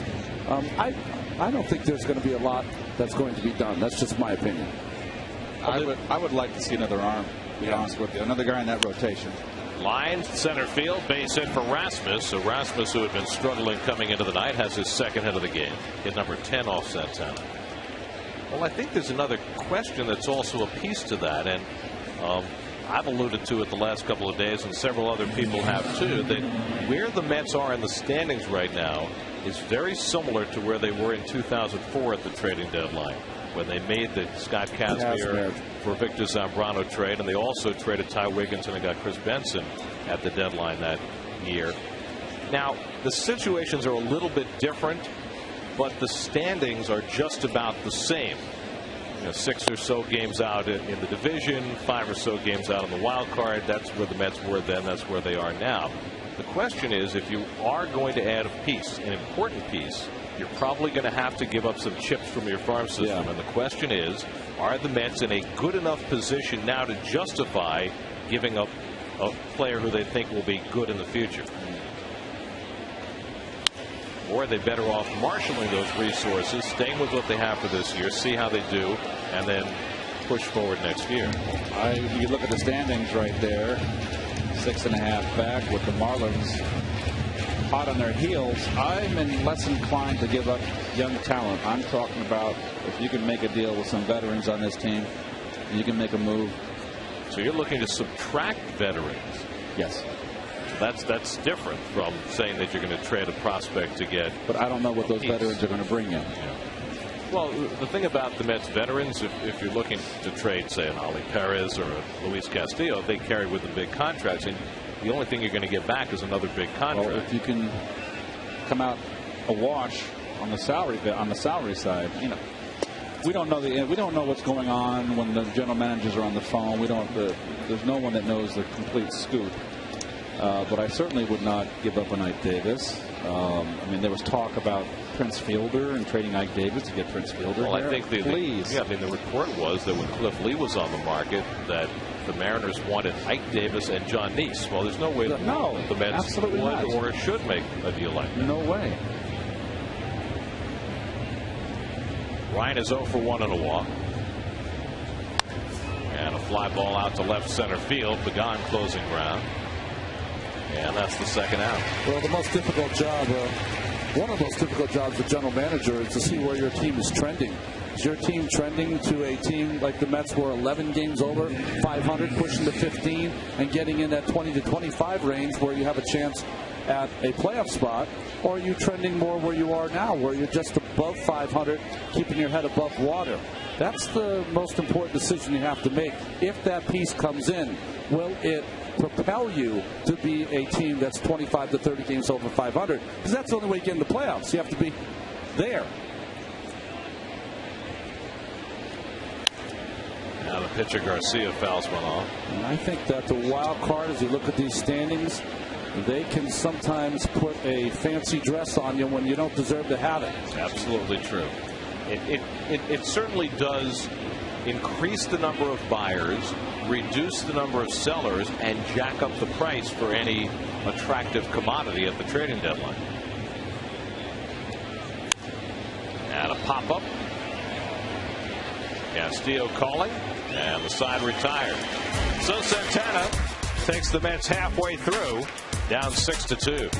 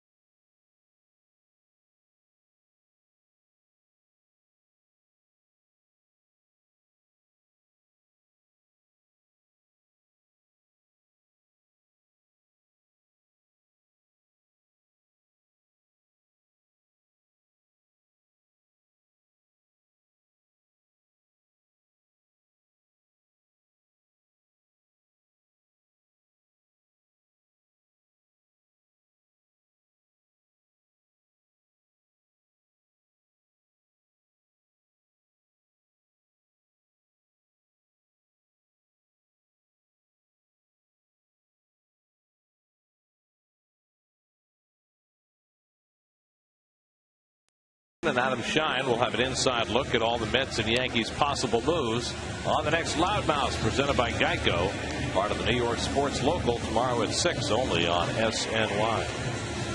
Here's your Friday's fifth inning recap. All the runs in the first inning.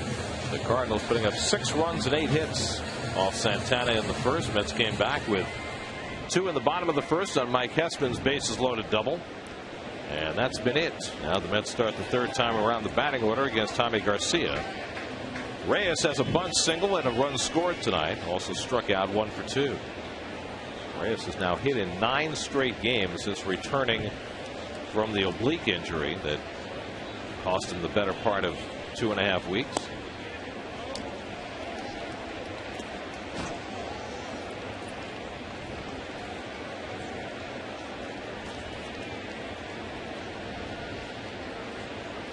And Reyes hits one hard and past the diving Ryan for a base hit. So Jose has his second hit of the night. And the Mets get the leadoff man on the 5th. Well, always good news when Jose leads an inning off with a base hit. Things seem to always happen when he gets on. That ball just hit too hard. That's 102 hits now for Reyes, despite the time he's missed. And now Castillo, who's 0 for 2, lined out to right, grounded out to second. Reyes did not try to steal his last time, that first inning, down 6 runs. You're down 4 runs, and Jose, if you're gonna run, you got to make sure you're gonna make it. The problem is the deterrent is a small part, Garcia. The big deterrent is the guy behind the plate, Molina. Exactly. So Garcia didn't even look at Reyes on that first pitch. And Jose not with a big lead. You just got to think you can't run yourself out of an inning right here. Get back in these games, you have to have the smaller guys in the beginning of the lineup get on base and have one of your guys crack one out of the ballpark.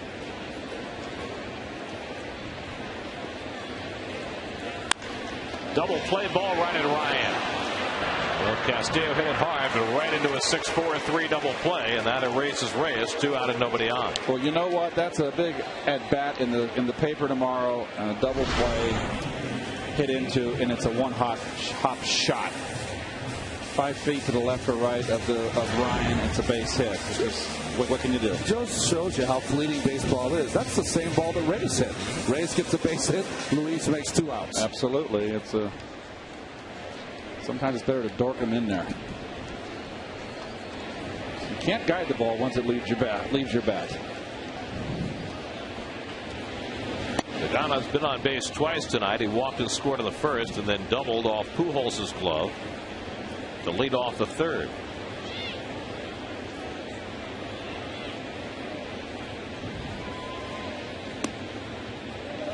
Changeup misses. 2-0.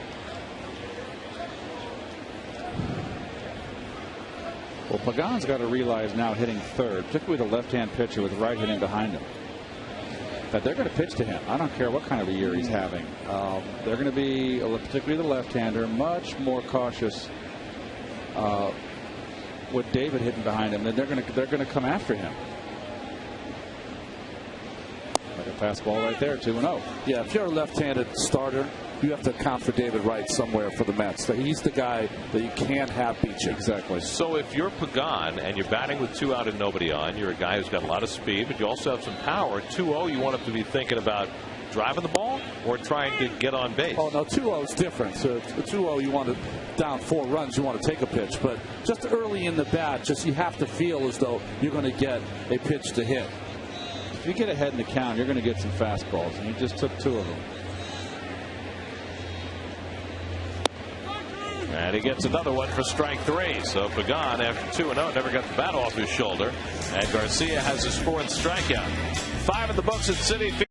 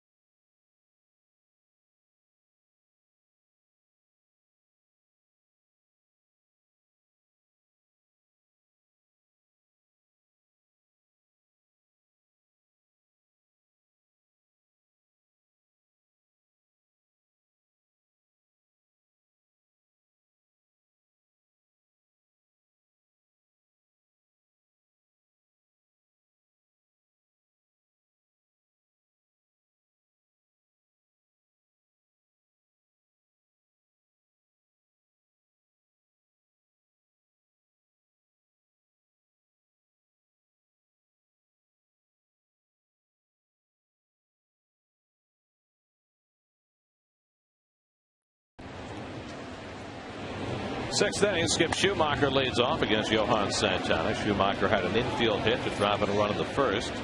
Struck out in the third, 1-for-2.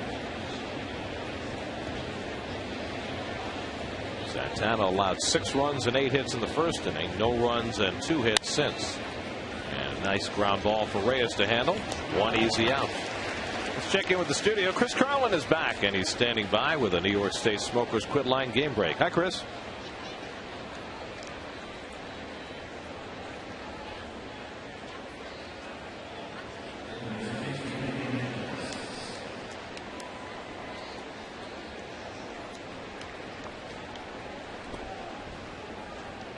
Tim Hudson working on that one for Atlanta. Meanwhile, the Phillies lead the Diamondbacks 2-0 in the 6th. The Phillies continue to get hit hard by injury. Shane Victorino, the latest on the disabled list. But they go ahead, Keith. Another oblique. Yeah, they did bring up though Dominic Brown. Right throws out. That is their big prospect, right? That's the prospect that all the teams wanted in the offseason. They kept hold on him, and he is just quite a talent. Tearing it up in AAA. That's why they can see the 93 in the pitch count. That's why they're thinking about trading Jason Worth, because they feel this kid's ready. It's hard now with Victorino on the DL. Yeah, right. Worth's got to play center field. Correct. Because I don't think Brown is a center fielder, is he? No, he's a corner outfielder. Here's John Jay, who's 2 for 3. Well, it just adds another top-notch prospect to the litter of them in this division this year. You know, from Hayward to Stanton to Davis to Strasburg and now Dominic Brown. Stanton has really turned it on in Florida. He started off very, very slowly. Hayward having a great July, had a great April. After coming back, he's had that bad thumb.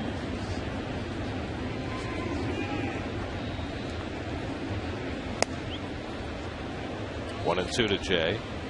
You know, Keith and I were talking about, you know, this is what's great about Santana for us who used to be on the field. He could get the tar kicked out of him there in the first inning, and you know what? It won't be daubered down. He's not going to hang his head. He's not going to say, woe is me. He's going to compete out there and try to keep his team in the game and give them a shot. And he has done that. That takes the strong insides, and you know he has that. And if nothing else, save the bullpen from having to pitch 5 or 6 innings. Before a day game tomorrow at 12:10. You know, there's not many pitchers who are regal enough, whether they're winning 1-0 or on the opposite end of the score here in the 6th. Jay lines one the other way, and he has his 3rd hit of the night. So John Jay getting lots of playing time now, even against the lefties, and he has himself a big night against Santana. It's the 11th hit for the Cardinals. So Pujols bats with the man on. Pujols still looking to scratch in this series. Now 0 for 8 in the 2 games. First at bat, he ended that 6-run first with a bullet to center field.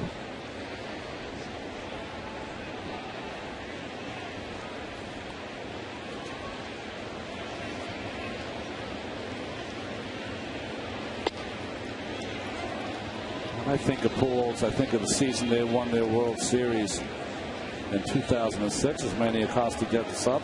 Hit .331 that series. That season. 119 runs scored, 49 home runs, 137 RBIs, walked intentionally 28 times. Those are all great numbers, but I think the number that jumps out at me, as Pujols has his first hit in the series, is that in that season he had 50 strikeouts. Very DiMaggio-like.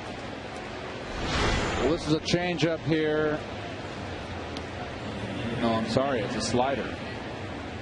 And looked like it backed up a little bit, Ron. And Pujols just keeps that shoulder in and let's go with one hand. There's his resume, folks. You want to hire him? Well, he might be available. Not after this year, but after next year.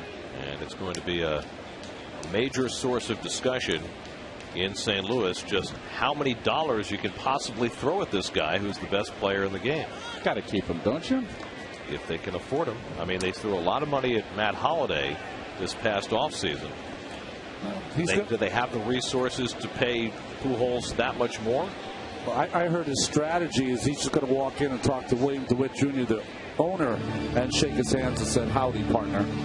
That's about what he'll command for that St. Louis franchise. They could probably give him lifetime payout. Well, look, I'm sure that Albert would love to stay in St. Louis for his entire career, but he also knows how valuable a commodity he'd be on the open market. Now, the other piece of that, of course, is that if he did walk, there are only a few teams that would be able to afford the price tag he would command.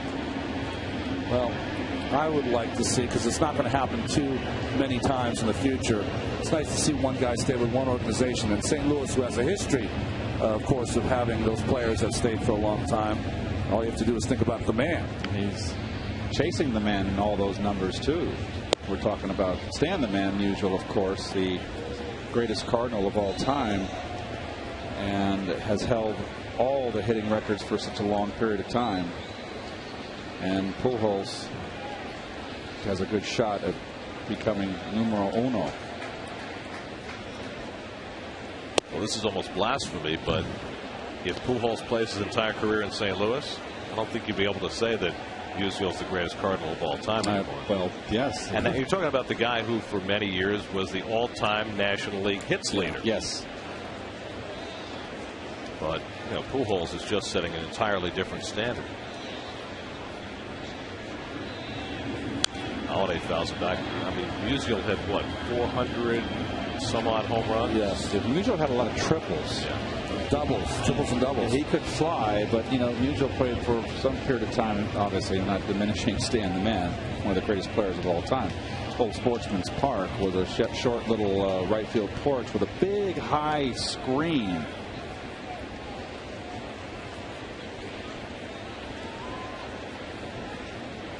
Two and one to Matt Holliday. And that fastball judged down, 3-1. It's very funny. Darryl Cousins has an unusual way. He lifts his hand up like he's going to call it and stands up straight, but then doesn't. Kind of puts you off a little bit. There's been a lot of dozens on those knee-high pitches tonight. That one was low. The last one. Now it's 3-1 to Holliday. And he lines one the other way. That's an extra base hit, skidding into the corner. Jay will score easily. Pujols to third. They'll be held up there by Jose Oquendo. It's an RBI double for Matt Holliday. His third run batted into the night. And now it's 7-2 St. Louis. Smart hitting. Be ahead in the count, 3-1. Leg kick. Ball away. All his whole focus was hitting the ball the opposite field. He was set up on the outside corner. That ball up running. He's been hurt upstairs all day at Santana. So Johan is done after giving up a career-high 13 hits. Manny Acosta coming on. The call to the bullpen is brought to you by Lincoln Mercury.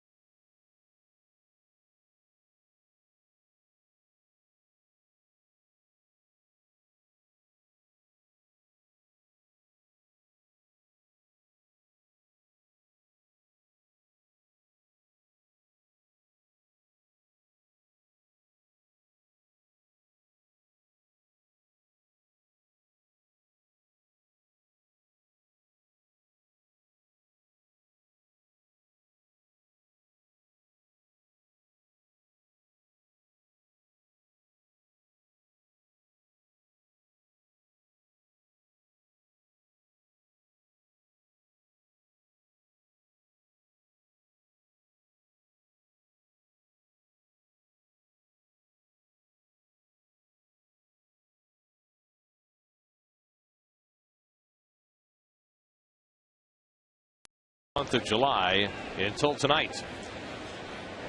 Now Manny Acosta comes on and throws a first pitch breaking ball to Yadier Molina for a strike. Well, Manny has pitched in 4 of the last 5 days and pitched in yesterday's ball game, of course. Gave up a run in an inning with 3 hits. Numbers brought to you by Toshiba. 0-2 to Molina, who singled and scored a run in the first. Pujols is at third, Holiday at second with 2 out.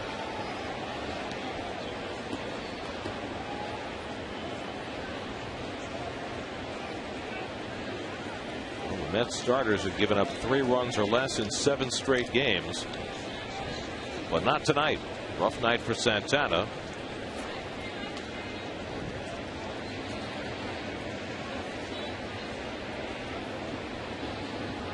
There have been enough games where he's pitched well enough to win and not. As Molina goes down swinging, perhaps this will be a night where he didn't pitch well enough to win, and maybe he won't lose. Maybe they'll come back.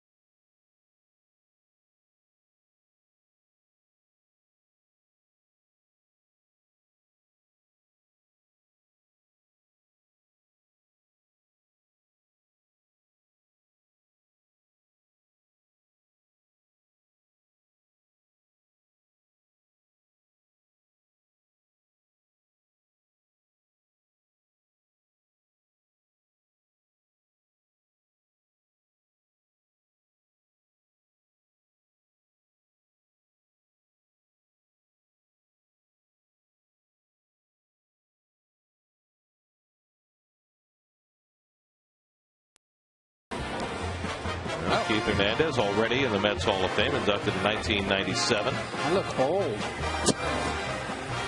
Anyway, there they are. Those are the inductees going in on Sunday. And I will be there Saturday for the luncheon, as well as Rusty, Staub, Mookie's going to be there, Buddy Harrelson, and moi. I mean, you got to eat lunch anyway. Might as well eat with some fun guys. Well, you know what's great about these events is that, Keith's around all the time. But these new inductees, the people that come, it's a real relaxed atmosphere, isn't it? I mean, the guys that come back, they're happy to be back in the limelight for the weekend, and it usually is very relaxed and informal, and lots of discussion and chatter. Well, I'll be very relaxed because I don't have to. There's a standing man. I'll be very relaxed because I don't have to work Saturday night. Leaving us all by ourselves. Well, it's just you and Ron, so I can be totally relaxed at the luncheon. How do you mean that? Well, I don't have to have my game face on. I mean, normally, you're very uptight here. 2-1 to David Wright, leading off in the home 6th inning against Jaime Garcia, who gave up 2 runs in the first inning and just 2 hits since. Wright cracks one to deep left field. Holiday going back, and it's over his head. Wright digging for second. He better hurry. Holiday's throw comes in, and David slides wide, too far past the bag, and he's tagged out.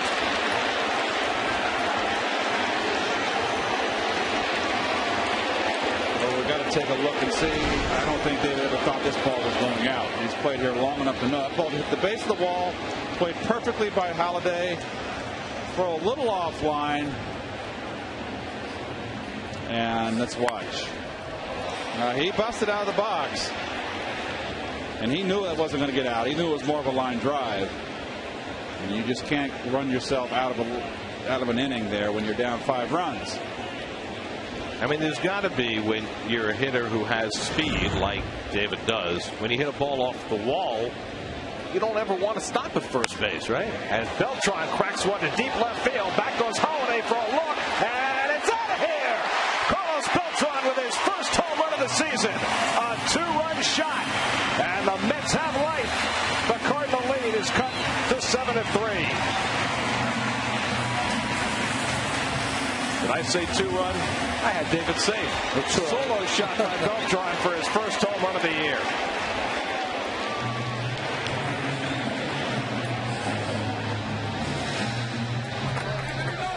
Well, they need his bat. Need him to get going. Carlos, let's go with that one hand all the time from the right side of the plate. That was just a pitch upstairs over the middle. And that is good to see. Well, Carlos had 2 hits last night, and now his first home run of the year. Now it's a 7-3 ball game.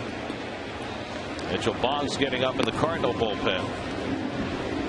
Mike Hesman drove in the first 2 Met runs with a double off the wall and left. And he lines one to center field. Rasmus coming on to grab it for the second out.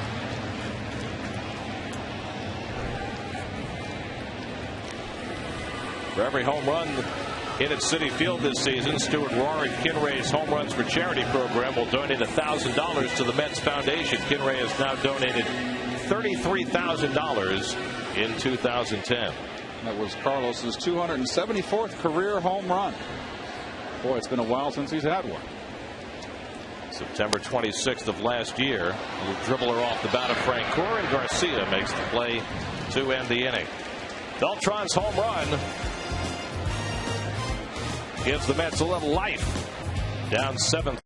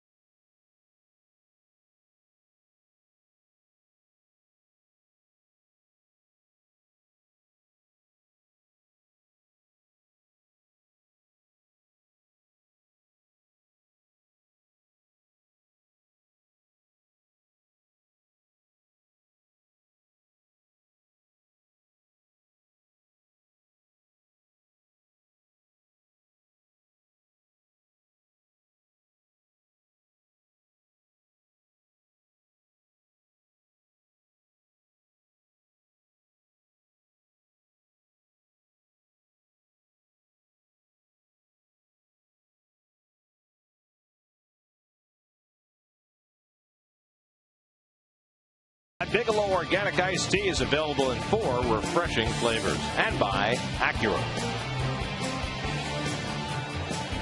Isunori Takahashi's start has been pushed back to Saturday night, and so he's available out of the bullpen tonight, and here he is. Yeah, going to be in the game because the first hitter is Colby Rasmus, the left-handed hitter. Takahashi, of course, has been outstanding out of the bullpen.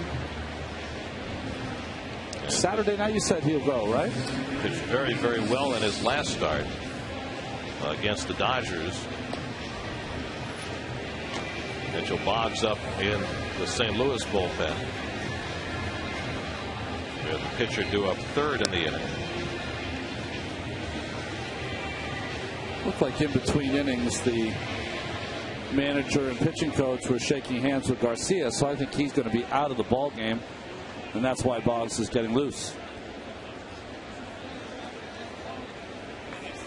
So Colby Rasmus will lead things off. Rasmus 2 for 3 tonight, a single and a double. For Takahashi, this is his 17th relief outing to go with 11 starts.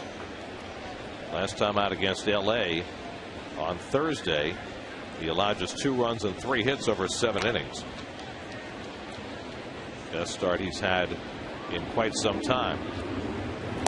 Rasmus takes outside for ball 1. Jaime Takahashi's first year with some of the other Japanese imports that have come in and pitched here for the Mets. Pretty good, right? Probably the best. Yeah. I mean, the Mets have brought in probably more Japanese players. I think it is more Japanese players than any other major league team. Going all the way back to Takashi Kashiwada, who I think was 1997. Now, Masato Yoshi pitched very well with the Mets. And famously matched up against Randy Johnson in the first game of the postseason in '99. But Takahashi has had a major impact on this team.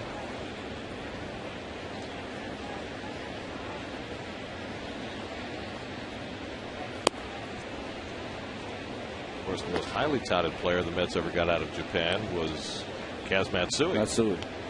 Who came over with a superstar reputation, and it just never panned out. I liked Kaz. He was a good guy. Things just, like you said, Gary, just did not work out for him. Lift to the left for Pagan. And Rasmus retired one away.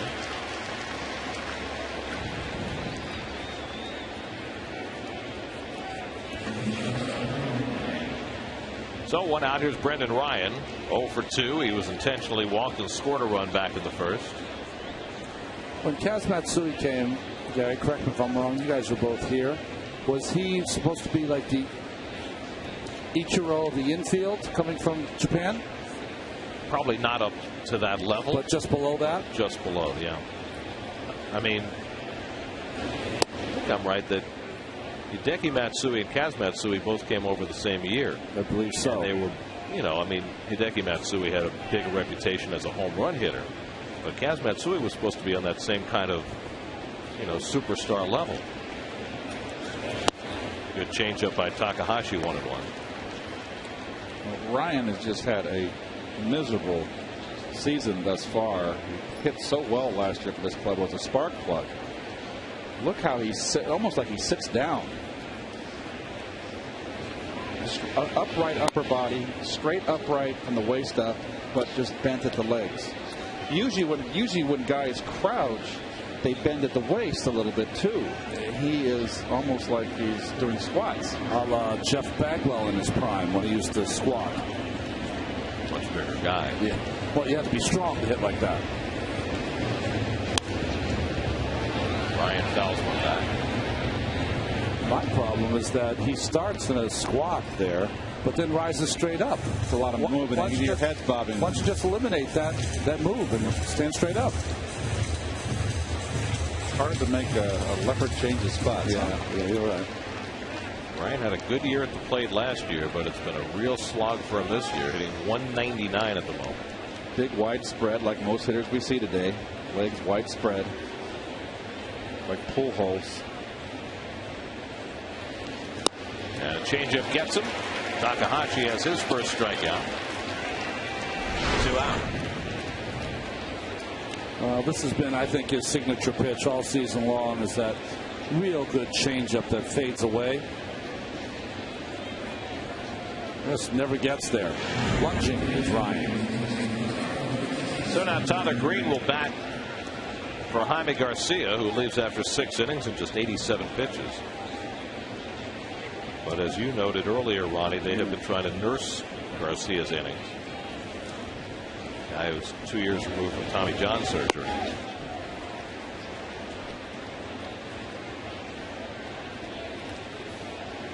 Tyler Green was on deck to pinch hit last night, never got in the game.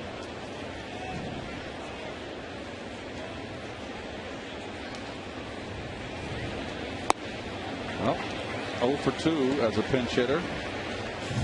And 1 pitch, field 3.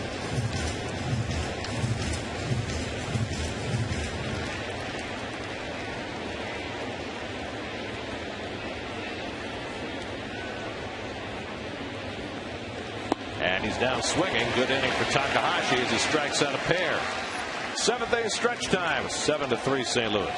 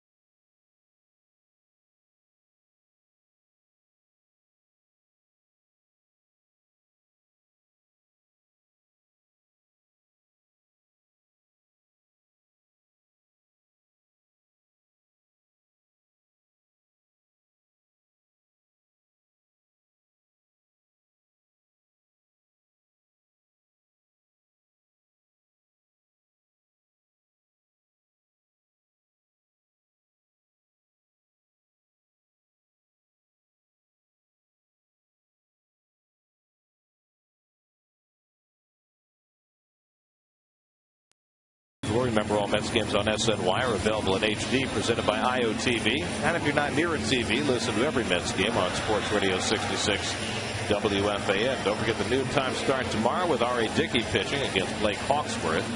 And then the Diamondbacks in for 3 over the weekend, including Hall of Fame induction day on Sunday. And then the Mets head off to Atlanta and Philadelphia for a crucial road trip. Mitchell Boggs has found a home in the St. Louis bullpen. He really has. He was a starter for much of his career and has been out there. Has only given up runs in 3 of his last 20 appearances. See that fine ERA? Josh Tolley will bat for Henry Blanco, leading off in the home 7. Mets have nothing but left-handed bats on the bench tonight. Jason Bay is technically available, but the Mets will not use him as he tries to recover from a concussion. Tolley started last night with 0 for 3, and Josh just 1 for his last 13 after a solid start. Chris Carter's come out on deck to bat for the pitcher, Takahashi. Mets have had 6 hits tonight, including Beltran's first home run of the season.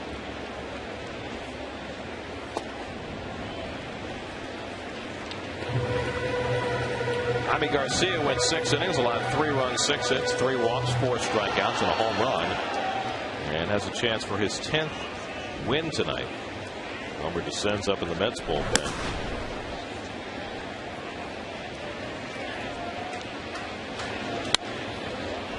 If Garcia gets the win tonight, he'll be the first Cardinal rookie to reach double figures in wins since Jason Simon-Tachi 8 years ago. Wow.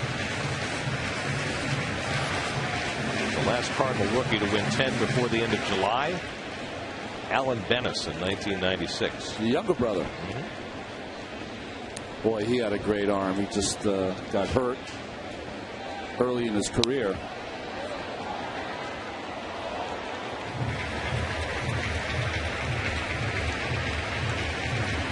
Well, his big brother Andy was a real stud pitcher in this league for a long time. Yes, he was.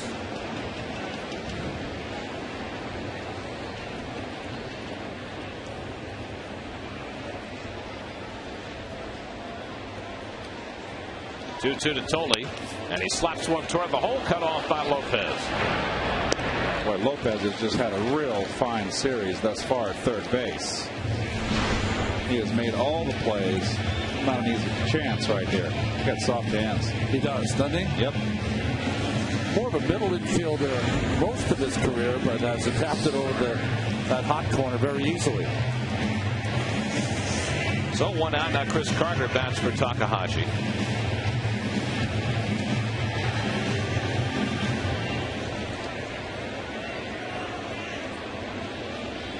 Sen's getting ready to pitch the 8th, and Carter hits a high kangaroo hop out to Schumacher. You don't see that much anymore off the lip of the grass. No. And I guarantee you someone on the ground school will take a look at this after the ball game. That is boy.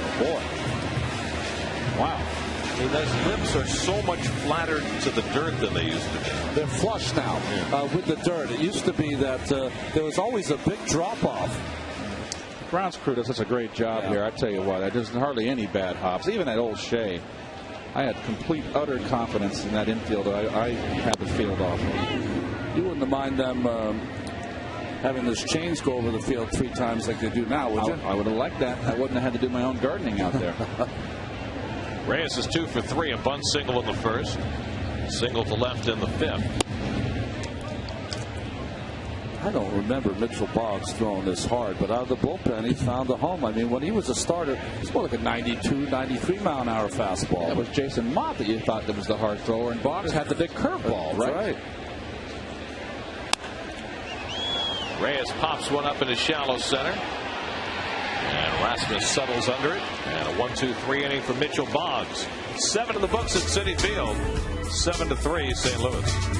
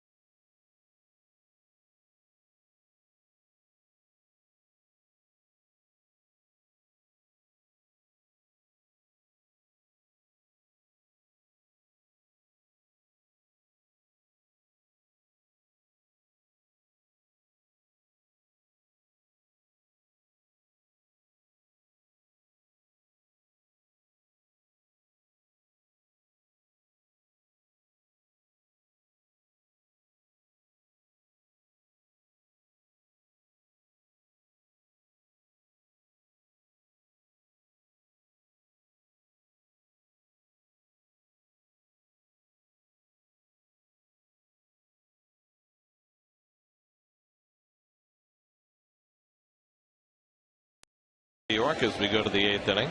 And Elmer DeSenz is on to pitch. Elmer last appeared in Los Angeles on 24th of July, so he's had 4 days rest, which is like a month for Elmer, who seems to pitch every day. Skip Schumacher, the number 9 hitter, leads off in the 8th inning, and Schumacher fouls it back. Skip 1 for 3 tonight, an infield hit.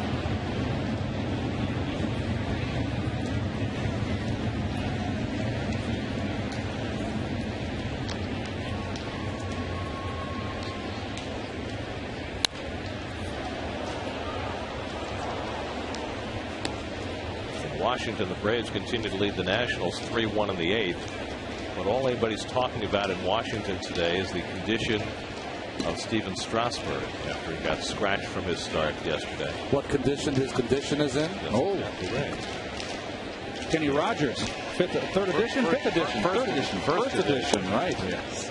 Gee, I'll get it right. That's when he was in his little crazy days, Mr. Rogers, when he was a very young man. Anyway, Strasburg, who normally does not speak to the media, addressed them today on the subject of his right shoulder. Strike 3 called, and Schumacher is down looking. And he said he's feeling much better, has a little range of motion starting to come back. He said, quote, "I wasn't really scared because it's kind of something that I've had happen to me before." So he took anti-inflammatories, some heat, some ice. We're not sure when he'll make his next start, but for right now, the alarm level in Washington has gone down from red to orange. Oh, very good. Lopez lifts one out to center field, and Beltran drifting back to grab it. 2 out. Let's check in with Chris Carlin for a New York State Smokers Quit Line game break.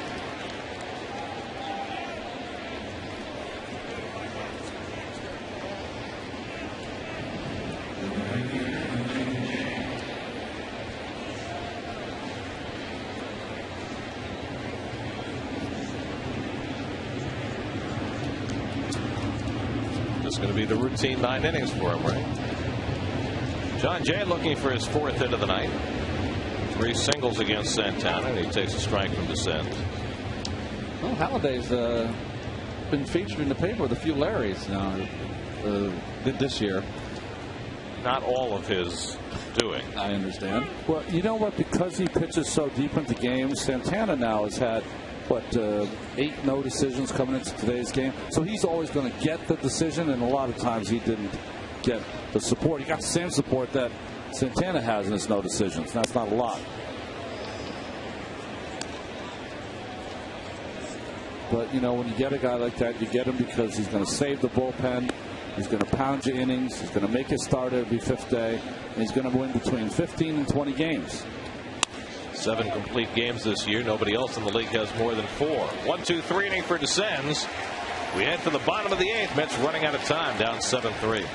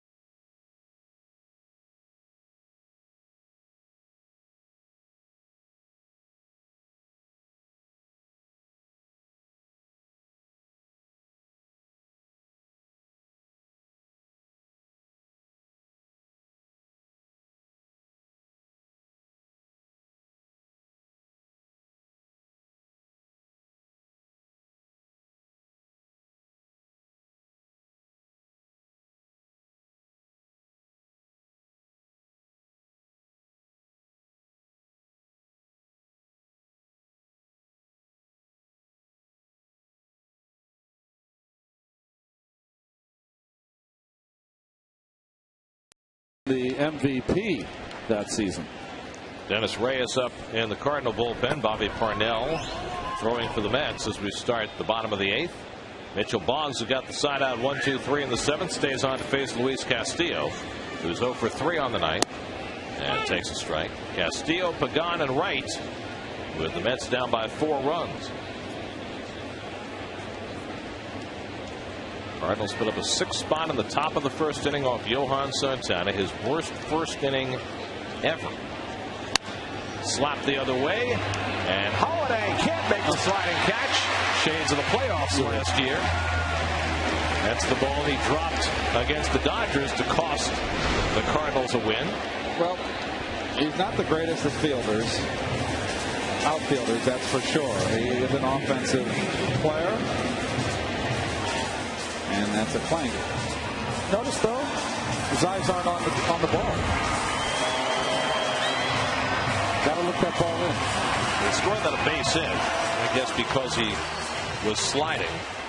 So Castillo gets something of a gift, and the Mets have a leadoff base runner. Now they'll try and make something of it. Pagan, a walk and a double tonight, 1 for 2. Strike call.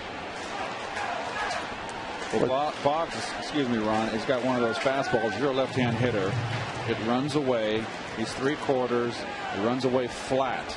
He's going to have a hard time throwing inside to lefty, and you can just sit and gear on that outside part of the plate. Let's check in with Kevin. Guys, you've talked about Yadier Molina a lot the last couple of days, and not that Luis Castillo is in a running spot here with the Mets needing as many base runners as possible, but I was talking to Chris Carpenter about Molina and his effect on the game, and he said, look, obviously he changes things with base stealing and everything like that, but I think the thing that people overlook is he is an excellent game caller, an excellent game planner. He watches an awful lot of video, he studies, and I think he's great at making in-game adjustments. He is, without a question, the quarterback. And he said, I think it gets very overlooked. People really don't know how smart Yadier Molina is behind the dish calling a game. We also saw his assertiveness tonight. He went to the mound in the 1st inning and really got in the face of Jaime Garcia, and it was really from that point on that Garcia kicked it into gear. Just inside of Pagan, 2-2. Sometimes more important than the pitchers for Dave Duncan, who is the pitching coach and former catcher, is that catcher on the field has to be an extension of his game plan that he has in front of him every day. And Yadier does it as good as any catcher that Dunk's ever had. Yeah, you do fall in love with the arm, but he does a lot of work to make him so good. You know, guys, he does a drill where people fire tennis balls to him, and he catches them barehanded with both hands. And he says it helps keep his hands soft.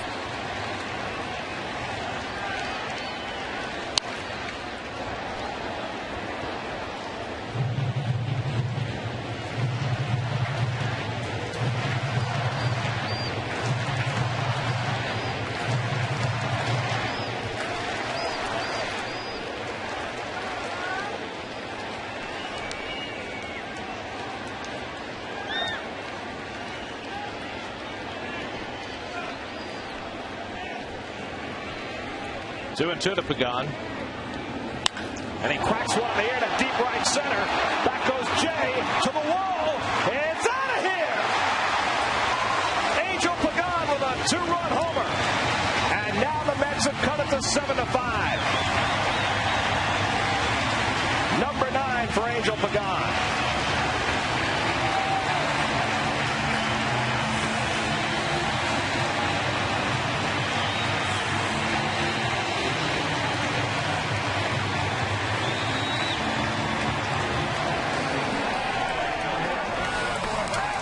Exactly what you said came to pass, Keith. Wants it away, right down the outer half. Full extension. He knew it. Nice hitting Pagan. And boy, oh boy. So now the Mets 2 runs behind, a game they once trailed by 6. David Wright is 1 for 3. Singled off the wall in the 6th, was thrown out trying to stretch.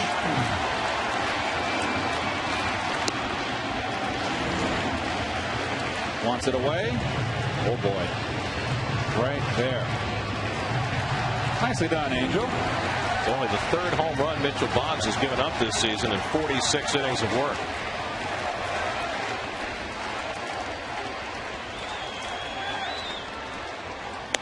And Wright takes it high, 2-1. If David can get aboard, then Beltran, who homered his last time up, could come to the plate as the tying run.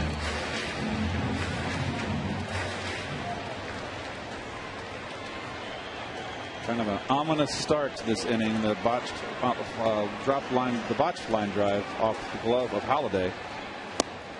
Good fastball by Boggs, 2-2. Frank Davis ready for a possible pinch hitting assignment. He's already got his batting gloves on. And Tony La Russa has already got a left-hander warm in Dennis Reyes. So to counter that. Well, Tony knows that Jerry Manuel has no right-handed bats on the bench tonight, with Jason Bay unavailable. Only Gore and Davis remain.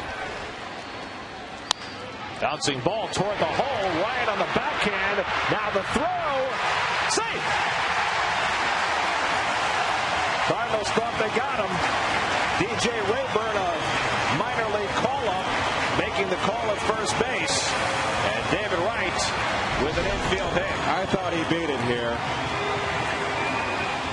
Kind of a throw off-angle throw here. Awkward. He beat it. Good call, DJ. Now Pujols protested, Ryan protested, Tony La Russa out to argue, but DJ Rayburn got it right. And that's a play right there when you're a first baseman. That's where you cheat. You come off that bag early. Well, that is a huge play right there, because now Carlos Beltran will come to bat as the tying run in a 7-5 game.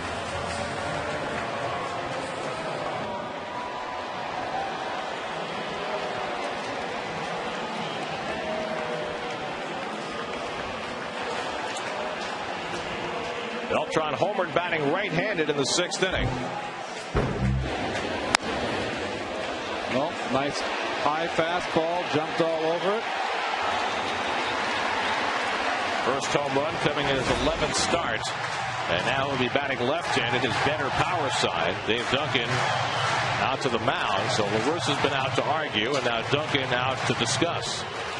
They're going to give their pitchers in the bullpen some time to get ready when they need them in the future. And, you know, the game plan against Beltran has always been the same. You got to keep the ball down, got to keep it away, and breaking balls in the dirt.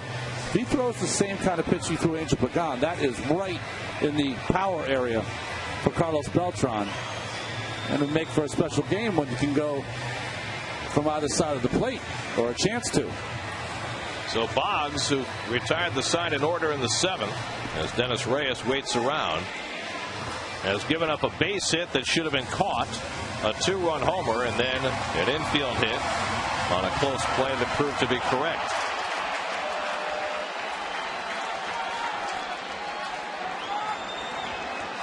So Beltran, who was also walked and lined out tonight, 1 for 2.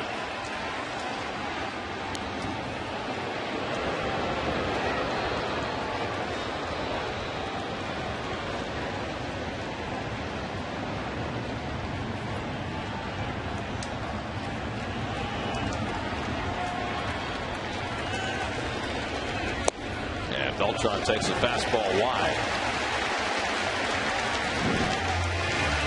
Mike Hessman, in his first start as a Met, has already doubled in 2 runs tonight. He's on deck.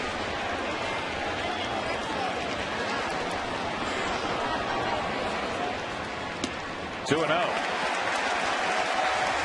Nobody out in the inning.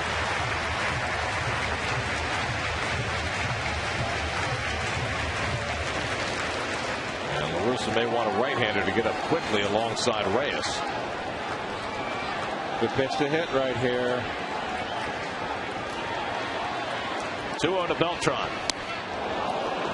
I'm glad he was aggressive and went after that. It was a ball, but I like the aggressiveness here. 2-0, it's your pitch to hit.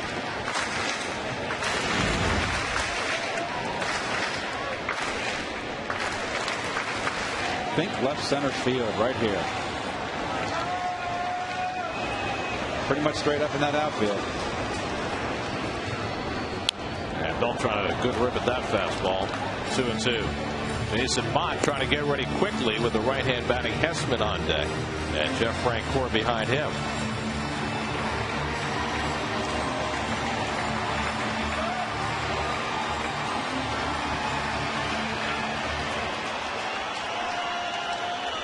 K-Rod getting up in the Mets bullpen. It's 2-2 to Carlos Beltran.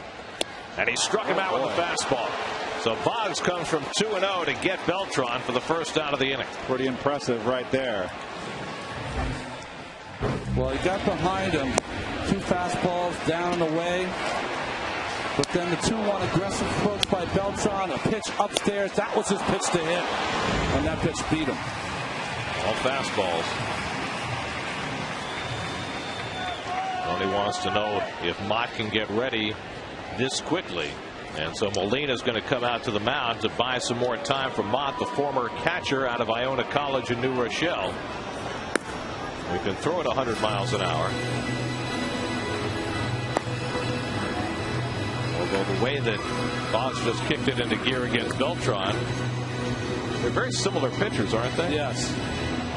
I think if he had not come back and showed the wherewithal with Beltran late in that count, he'd be out of this ball game. But that was pretty impressive, blowing away Beltran.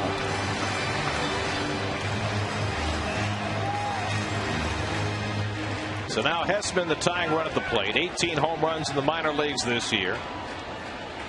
We mentioned that each of his last 3 starts in the majors, he hit a home run. And he's hit by the pitch. And that puts the tying run on base. So after striking out Beltran, Boggs comes inside and drills Hessman. And now the tying runs are aboard with Frank Gore coming up.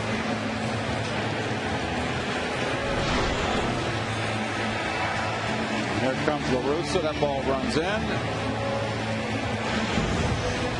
Mott is really their 8th inning guy. And he'll be coming in here to face Frank Gore with the tying runs on base. Mets down 7-5 in the 8th.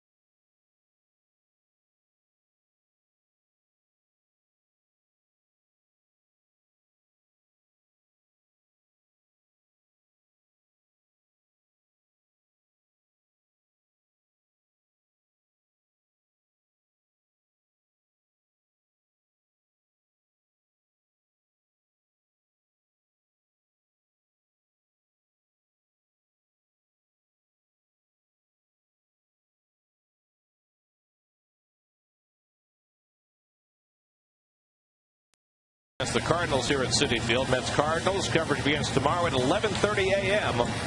only on SNY. Fireballing right-hander Jason Mott tries to get the Cardinals out of a jam.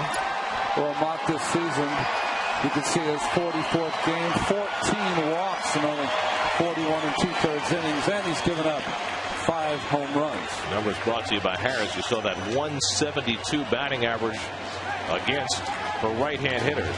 And the outfield to pull and deep. Tying runs on base with 1 out. And Frank Gore takes a rip at a 97-mile-an-hour fastball, 0-1. Well, fastball hitter, fastball pitcher. Here it is. That is mano a mano, and he beat it. Jeff hit a 3-run homer last night. Has 1 career at bat against Mott, 0 for 1. That's up and away. 1-1. That is all of 97 miles an hour.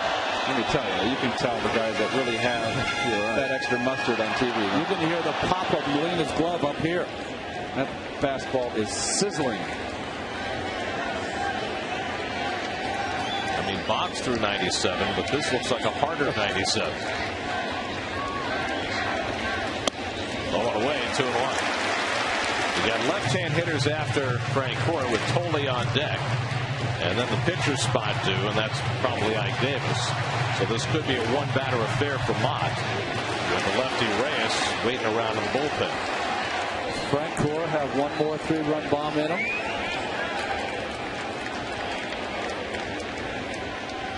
And Jeff pops one foul. That'll come back out of play. 2-2. Well, the Mets were down 6-0 in this game. Last time the Mets came from 6 runs down to win, August of 2006, also against the Cardinals. And Carlos Beltran had a 2-run walk-off home run off Jason Isringhouse. They were down because Pujols had a big game. And so did Delgado. That's right. Delgado hit his 400th home run in that game.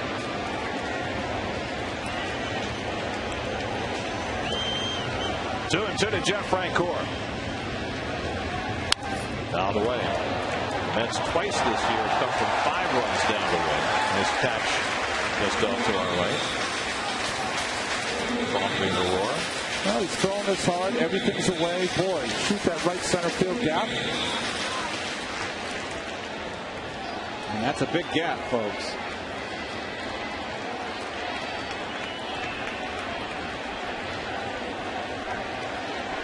Two. Check swing foul. Oh boy, he got tied up inside there.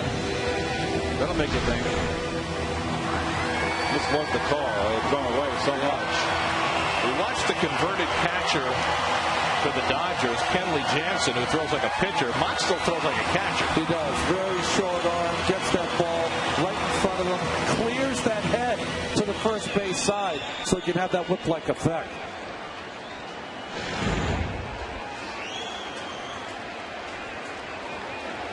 This will be the 7th pitch to Frank Gore. And another foul ball.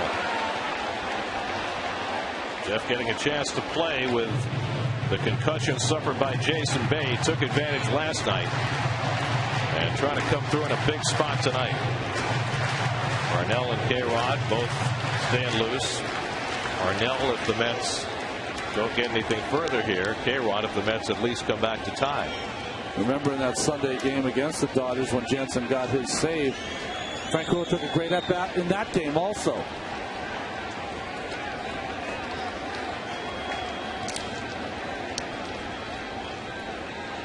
Again, the 2-2. And he wastes away that fastball. That was a plan C swing right there. It was just, after 2 fastballs in, that's just trying to stay in right there. Wasn't pretty. Talk about comebacks. How about in San Francisco tonight? The Marlins were down 9-2 going to the 7th inning. They tied it up 9-9. Wow. Got some moss hanging out of that helmet. It's been good luck for him. Yep. First noticed that in L.A. the other day.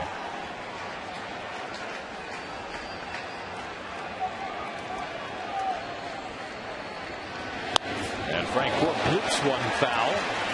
And right in on his hands that time. It's 5 straight foul balls by Jeff since the count got to 2 strikes. You don't see Frank Gore around for 9 and 10 pitch at bats very often. Well, this is fastball on fastball right here. And I have a hunch that they're just afraid to throw a breaking ball to Mott here and get beat on a secondary pitch when he's throwing that hard. Look what happened last night with the ace of the staff, Wainwright. Hung a helicopter. This will be the 10th pitch to Frank Gore. But first a look in on David Wright. Right at second, and Hessman carrying the tying run is at first.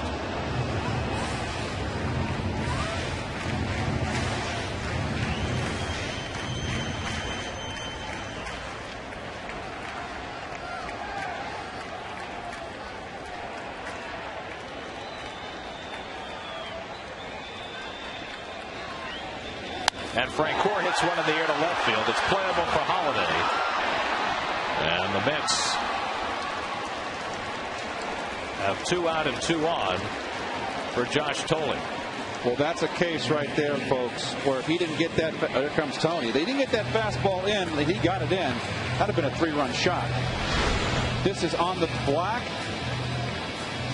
right where he wanted it. He missed 3 inches over that plate. It's been a bomb.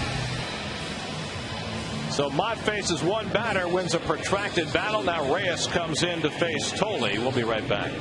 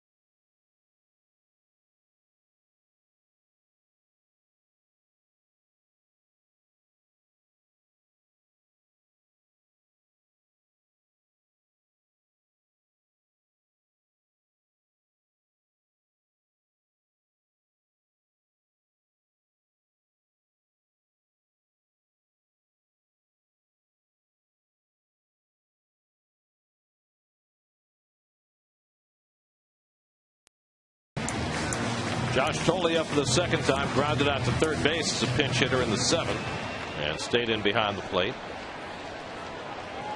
Mike Davis out on deck to pinch hit if Thole can keep the inning going. Interesting how they are not covering the lines here. There's the go-ahead run at the plate. Tying run at first. Lopez off the line. And Lopez also playing in as though he's expecting Thole to bunt. You can play in just to show, and then as the pitcher comes to his belt and breaks from the belt, back off.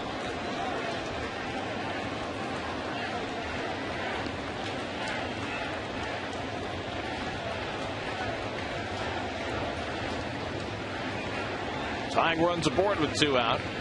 And Thole takes up an in-ball 2.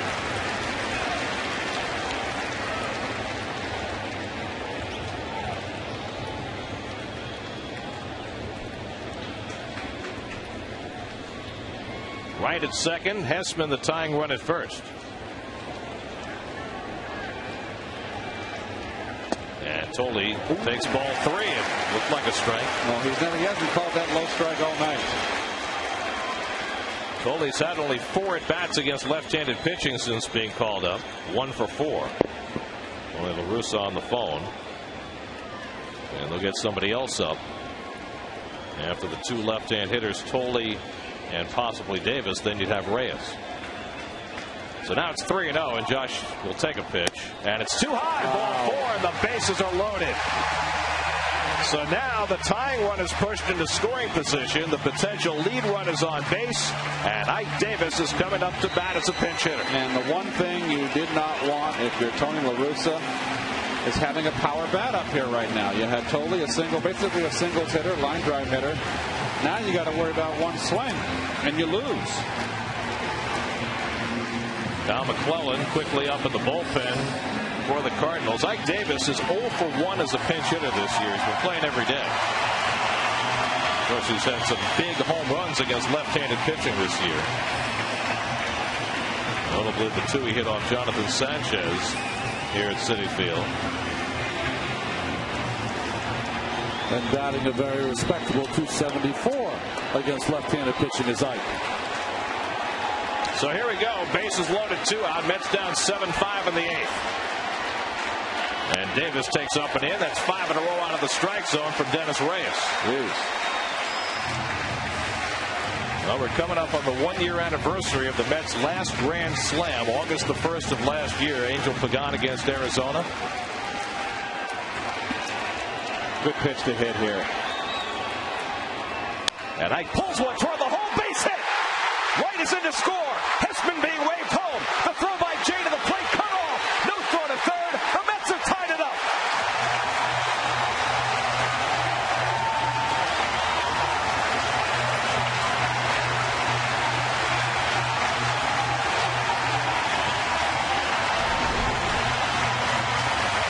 Well, pitcher that has not thrown a strike. He falls behind 1-0. He's going to throw a fastball. And boy, don't give him a chance to try to throw one down the middle and get a strike. Nicely done by Ike. Very clutch. Good job by Hessman getting out of the way of that ball and going first to third. Or excuse me, totally getting out of the way of that ball and going first to third. So Ike Davis's first career pinch hit produces 2 runs, and the Mets have come from 6 runs down to tie.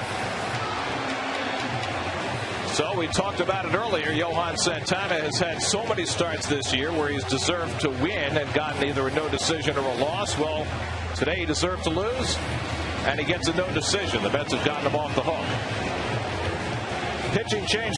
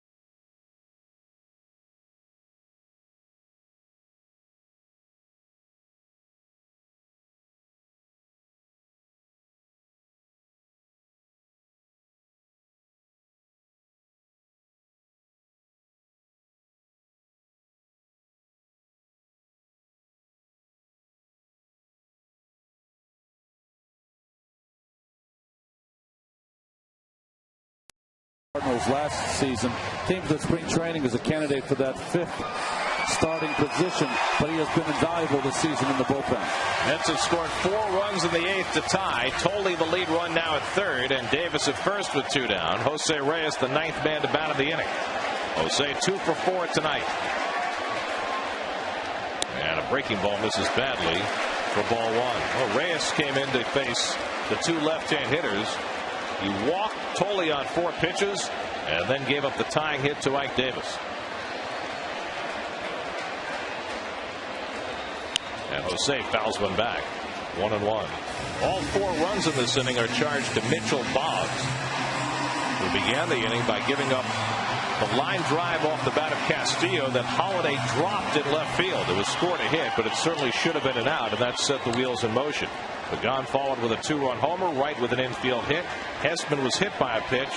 Tolley walked, and then Davis tied the game. And Reyes takes the breaking ball down, 2-1.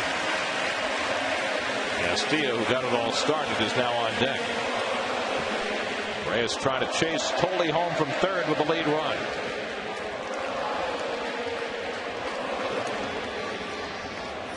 And it's low, ball 3.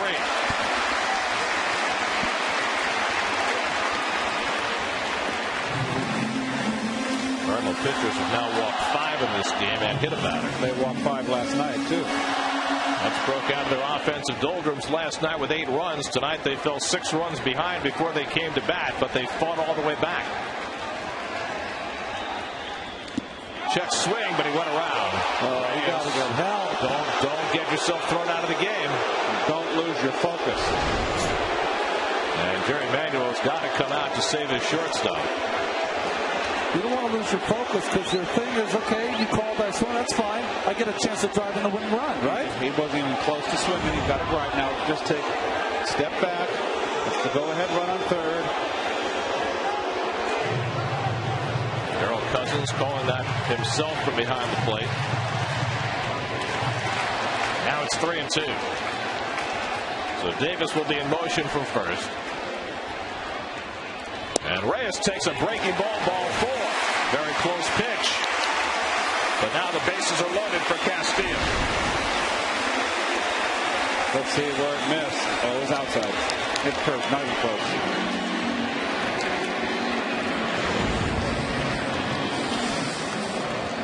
So Dennis Reyes walked the first man to face him. Now Kyle McClellan walks the first man to face him. Bases loaded, 2 down, tie game, and here's Castillo. Holiday in left could come in a little bit closer. And Louis takes low for ball 1. Wow, this is just.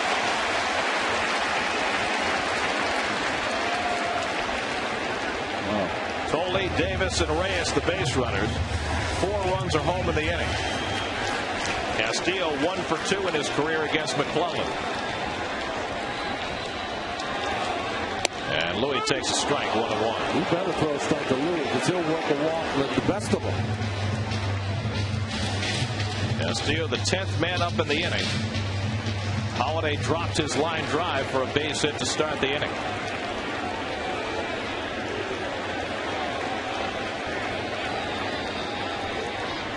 Castillo showing bunt.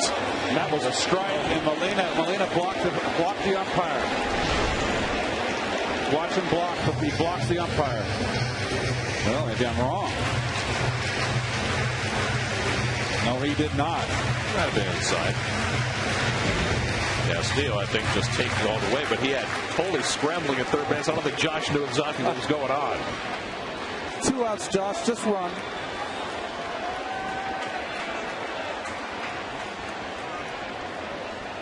Huge pitch here on 2-1. Ball 3. Oh, wow. Well, Louis, you know, generally takes on 3-1. Here's a spot where you might want him to. Not close. I sense an Archie Bell in the drills here.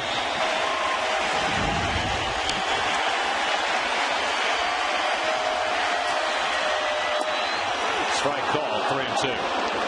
So now the merry-go-round will be in motion. Tolley at third, Davis at second, Reyes at first. They'll all be running.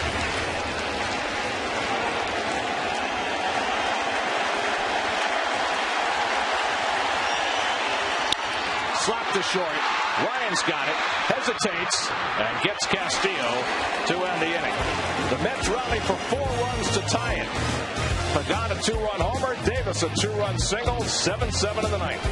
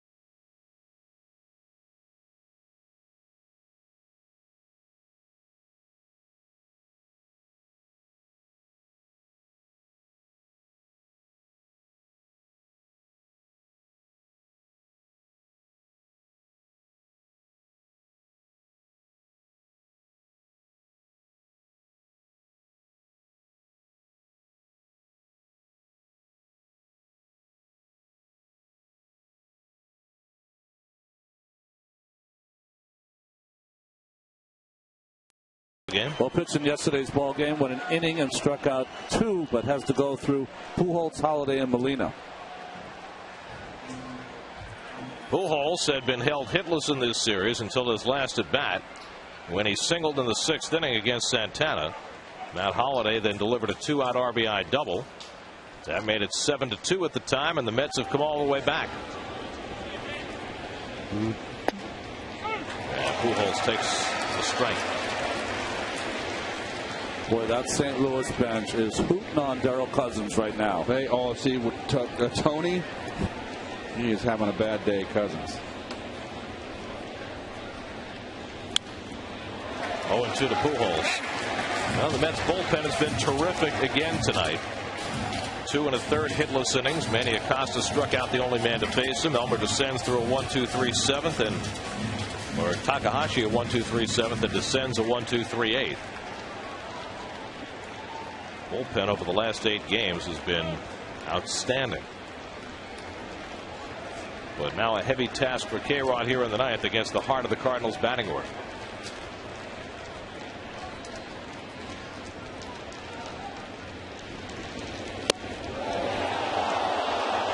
To Pujols.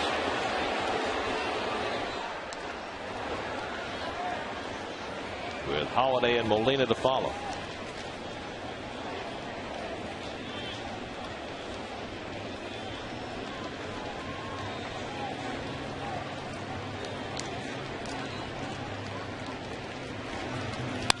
Hit hard toward the hole, and Pujols has a leadoff hit.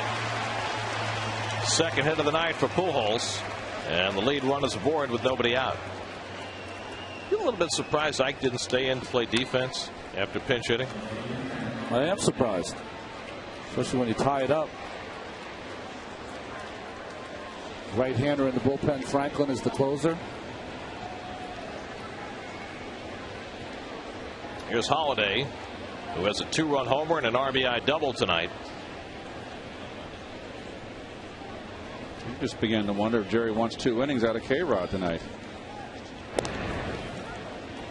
Well, that would be the only reason not to leave Ike in, because then you'd have to put the pitcher in the 6th spot. Right.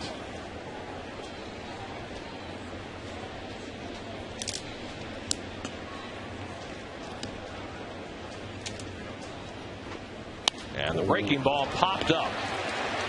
Castillo taking a look to see if everybody is running the bases properly before catching it for the first out.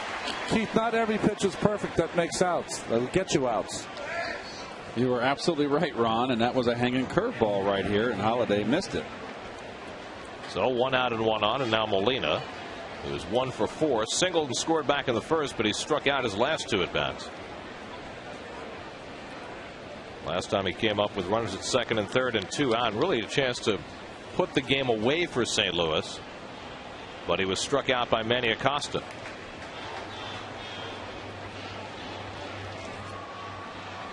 There goes Pujols, and throwing his bat at the ball, Molina. That'll advance Pujols to second base. A little hit and run action. Not a pitch to hit. Oh, he had to protect him. He was a desert doornail.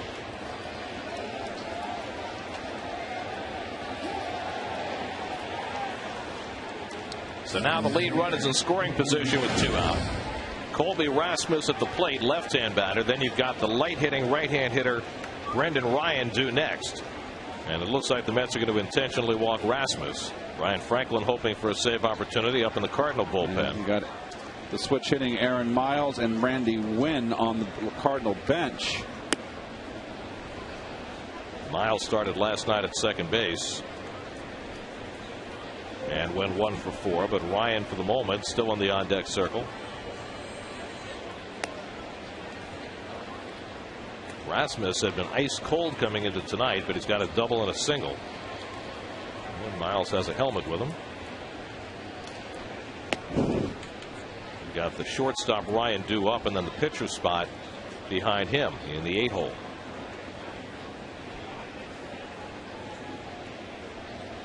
So the intentional walk complete to Rasmus, and we'll see what Tony La Russa decides to do. Randy Wynn also with a helmet there, and Ryan's being called back. So Wynn is going to come up to pinch hit.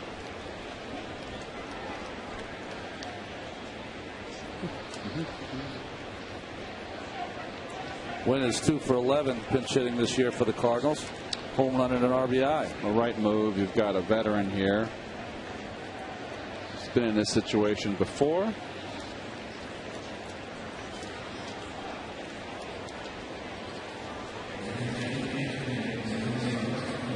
So Wynn will come to bat with 2 out and 2 on.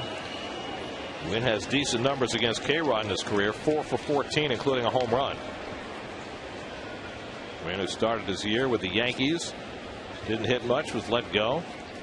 Signed by the Cardinals. They brought him up to be a switch hitter off the bench. And now up in a big spot in the 9th inning against Francisco Rodriguez. And playing him in the outfield, slightly shaded the other way, really in short. It's shallow. It's Pagan in left. And I've seen Wynn pull the ball. You got a change-up pitcher out there. Well, they're giving him that right field line. You would think that these are the best arms you could have in the outfield for the Mets with this defense. So now the veteran Randy Wynn with 2 out and 2 on. And he grounds the first one down to first base. Hessman behind the bag. And K-Rod gets over to cover. Side retired. Mets will come up in the bottom of the 9th in a tie ball game at Citi Field.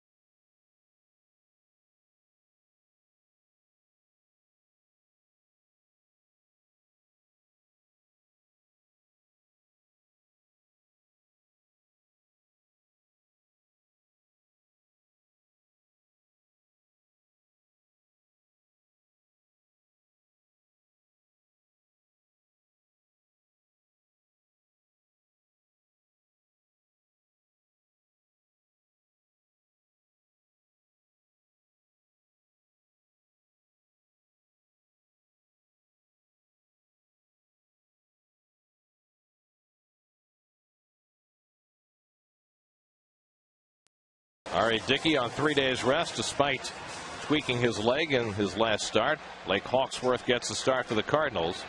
Mets come up in the bottom of the 9th. Aaron Miles comes in to play shortstop for the Cardinals. Angel Pagan's on a big night. A double and a 2-run homer. 2 out of 3. Well, we've made much of the Mets' 12 walk-off losses this year. They have 3 walk-off wins, and they've all ended on home runs. Barajas and Blanco on back-to-back days. And then most recently, Ike Davis on June 6th against the Padres. David Wright on deck, and then Carlos Beltran.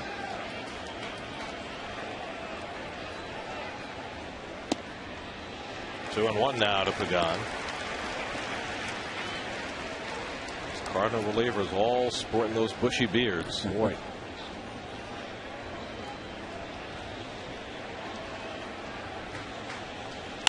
Slow ground ball. Hustling in his Schumacher. And he gets the speedy Pagan by a stride, 1 away. Now the Cardinals have already used 4 relievers tonight behind Jaime Garcia. He's focusing on who they have left. The lefty Trevor Miller, Mike McDougall, who was just called up today, the former Washington National, and their closer Ryan Franklin. Mets with only one available player on their bench, Alex Cora. Jason Bay not available after his concussion. I love that graphic use of the lineup. I do too. So here's David Wright, 2 out of 4. Singles his last 2 times up. It's a good pitcher for David to hit off. He kind of sinks that ball down and in, which David likes, and slider. Not overpowering. Upstairs, 2-0. David's 0 for 4 in his career against McClellan. Carlos Beltran, who's homered tonight, is on deck. Mets were down 6-0 and 7-2 in this game. But Beltran homered in the 6th, and the Mets put up a 4 spot in the 8th to get even. Now trying to win it in the bottom of the 9th. And Wright pulls one to the hole, base hit. 3rd straight hit for David Wright. And the Mets have the potential winning run aboard with 1 out. Well, David had been mired in a slump since the All-Star break, beginning of the second half, and boy, the 3 hits tonight, that's promising. And boy, oh boy, wouldn't it be for Carlos to get a little gapper here to win a ball game? That'd be a big lift for this ball club, and a big lift for Carlos with the home run already, the solo shot. 1 for 3 on the night. He takes the curveball down for ball 1. I know you want to keep the hole open, but would you consider having Wright steal here? Yes, only because McClellan's time to the plate is well north of 1.5, so can easily get a good jump on him. David has 15 stolen bases, but he's been caught 8 times. And Beltran pulls one toward the hole, base hit. Wright turns second, but he's going to pull in there as Jay gets to it quickly. That's a big base there with 1 out. David was thinking 3rd, but wise to stop at 2nd. Well, he'd have been a dead duck here, as Jay really charges hard here. Hey, Keith, he does charge hard, but Jay does not have a good arm at all, so that's a good thing to note if there's a base hit now. So now Mike Hessman, who delivered the first blow for the Mets in this game after they were down 6-0, a 2-run double in the first, has a chance to be a hero in his first start as a Met. 1 for 3, was hit by a pitch and scored the tying run in the 8th.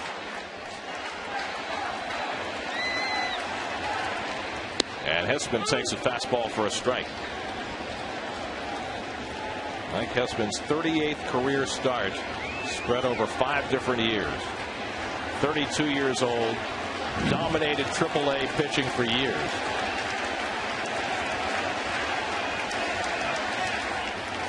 And Hessman fouls one back. 0-2. Well, when you're an organization and you're trying to make a run here in the second half and you push those minor league buttons, occasionally you hope that you catch lightning in the bottle, especially with Hessman. You need a Chip Ambrose moment. Very right.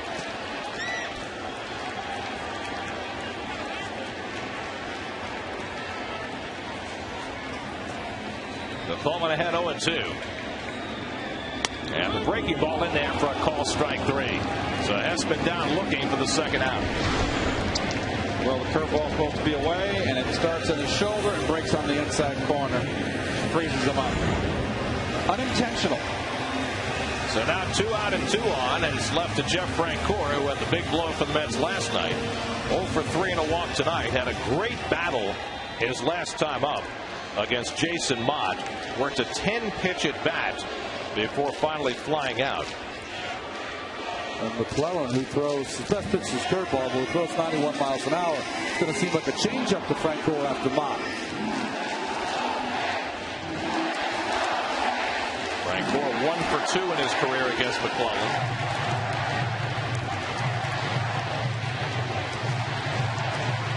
Slight shade to the opposite, or slight shade to the pole, excuse me.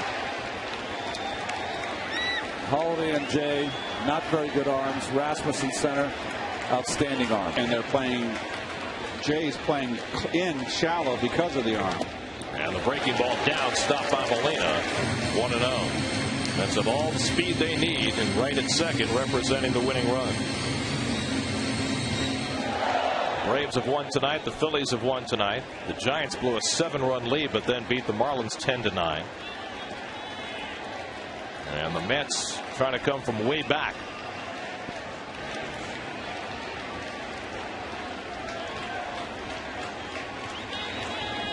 Gore takes a strike. 1-1.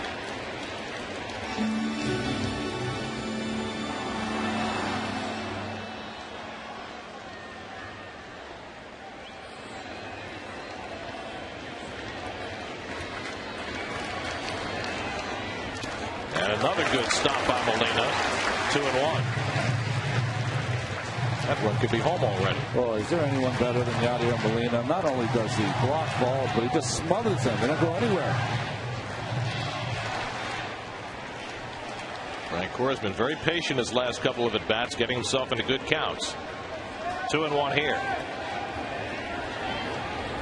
And Jeff skies one to right field. John Jay right there waiting for him. And we are heading to the 10th inning at Citi Field. 9 in the books. Mets and Cardinals all even at 7.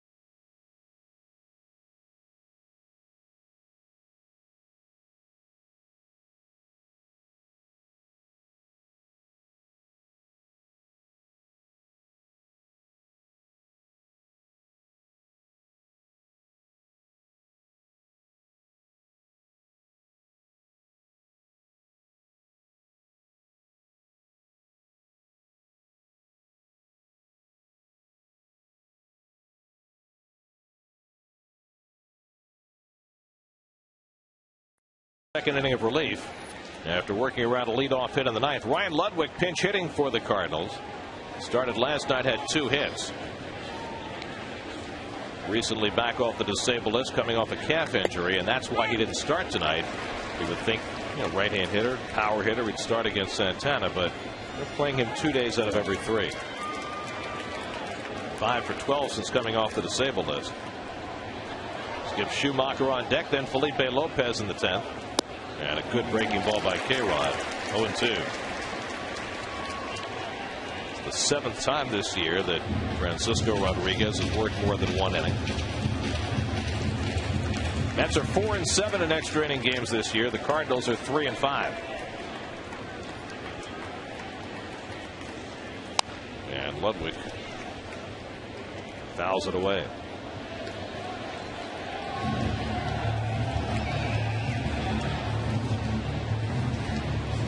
So the second start between Mr. Garcia and Mr. Santana go to extra innings. Yeah, but we're still a good 10 innings shy of our last effort. And considering tomorrow's game starts at noon. It's the night-day doubleheader, Gary. Swing and a miss. K-Rod blows away at Ludwig. His first strikeout. 1 out of the 10th. Well, he just got him all worried about the curveball and just blew him away with the cheddar. Well, what the Mets have to hope is that the lingering effects of their last 2 extra inning games don't roll into this one. Yeah. I mean, the game in Arizona, the 14-inning game, they had 1 hit in the last 8 innings. The game in L.A., the 13-inning game, they had no hits in the last 7 innings. In both those games from the 7th inning on, the Mets hitters went 1 for 44. Well, tonight, they did plenty of damage in the 8th inning, scoring 4 runs to tie it. Got a couple of men on in the 9th, unable to crack through. Schumacher's 1 for 4 tonight, an infield hit back in the 1st. And he hits one out to left, and Pagan has it measured. 2 out.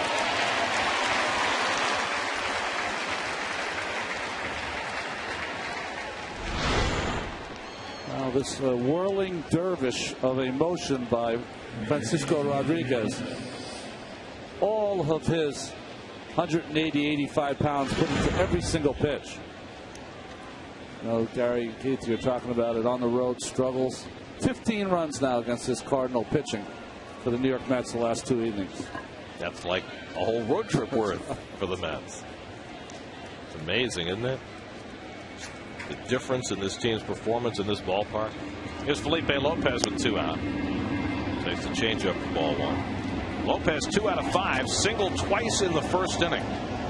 Scored a run, drove in a run in that 6-run first against Santana, whose teammates scored for him tonight after he was out of the game to get him off the hook. It's funny how the game works sometimes, isn't it?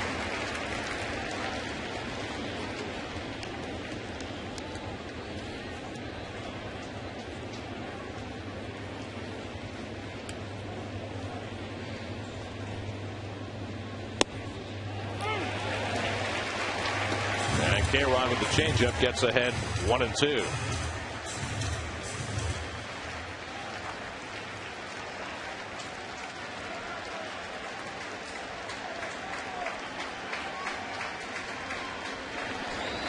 Lopez grounds one weakly foul.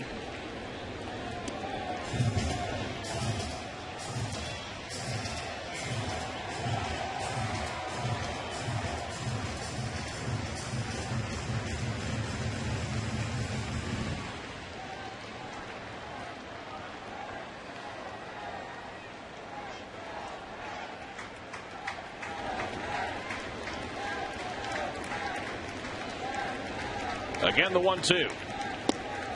Just missed inside. 2-2 to Lopez with the left-hand batting John Jay waiting on deck.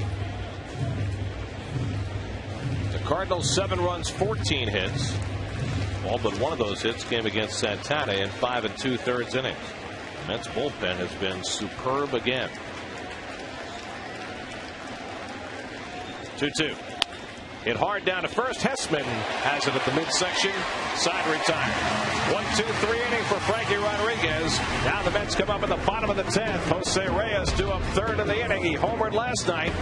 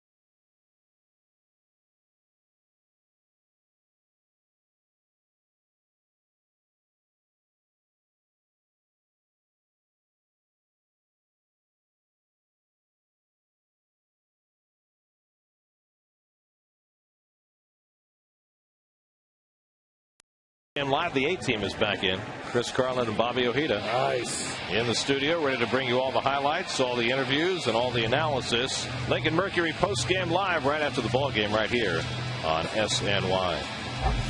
Veteran left-hander Trevor Miller takes over for the Cardinals in the bottom of the 10th. Pitched an inning in last night's ball game with a couple of strikeouts. Great numbers for Miller in his 38th game. Josh Thole, first man up for the Mets. Thole and Davis both came up against the other left-hander in the Cardinal bullpen, Dennis Reyes, and came through in the 8th inning. Thole walked, and then Davis delivered the game-tying pinch hit 2-run single. Thole up for the 3rd time. Alex Gore now out on deck to bat for Frankie Rodriguez, who gave the Mets 2 fine innings of relief. Thole floats one out toward shortstop, and Miles comes in to grab it. 1 away.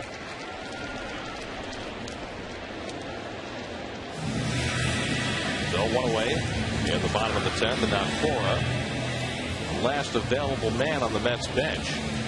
Mets are playing 1 short because of the concussion to Jason Bay. He's still on the active roster, but not available to play. Bobby Parnell ready to pitch the 11th if it goes that far.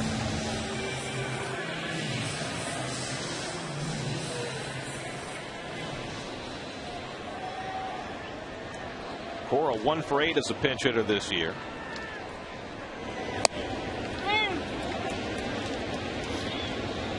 Mike McDougal had just arrived with the Cardinals today.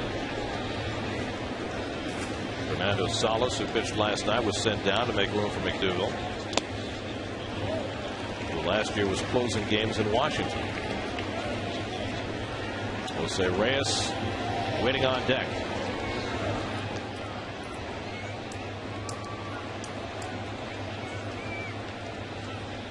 And Cora hits one in the air to right.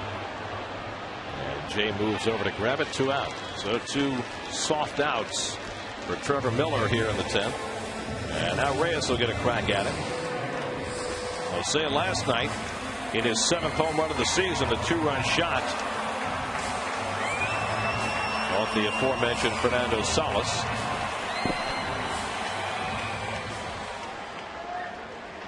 Jose 0 for 3 in his career against Trevor Miller.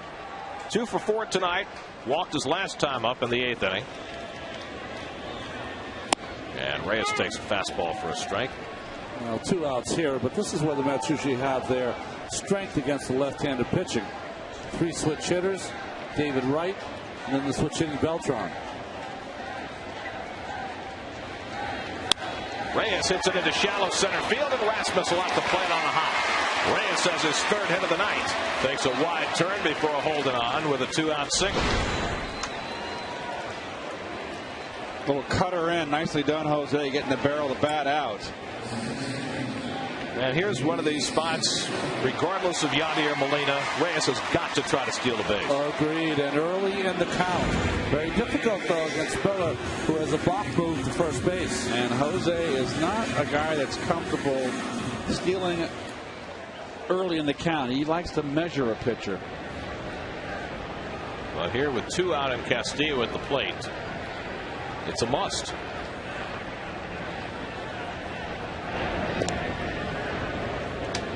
Well, one of the things you can do, if you like to go on first movement, see a lot of left-handed pitchers, they can throw there twice. Very rarely do they throw 3 times in a row. He comes back over to you, you can try to go on first movement on that 3rd time to the plate. Not much of a lead. There's 2 in a row. And this is just a guessing game on my part. But very rarely does any pitcher throw 3 times in a row to first base. Problem is, is calling all the throws to first. He also might pitch out. First pitch to Castillo. There it is. 3 in a row. Well, let's hope it takes the focus off Castillo. Maybe Castillo can do something very rare and swing first pitch, although you want to try to allow Reyes to steal. And you've got Holiday in left playing deep. No doubles here. There goes Reyes. Molina's throw right on target. And Reyes is out at second base. What a throw. He is the best. Yadier Molina limping off, but he just threw a seed to get Reyes to end the 10th inning.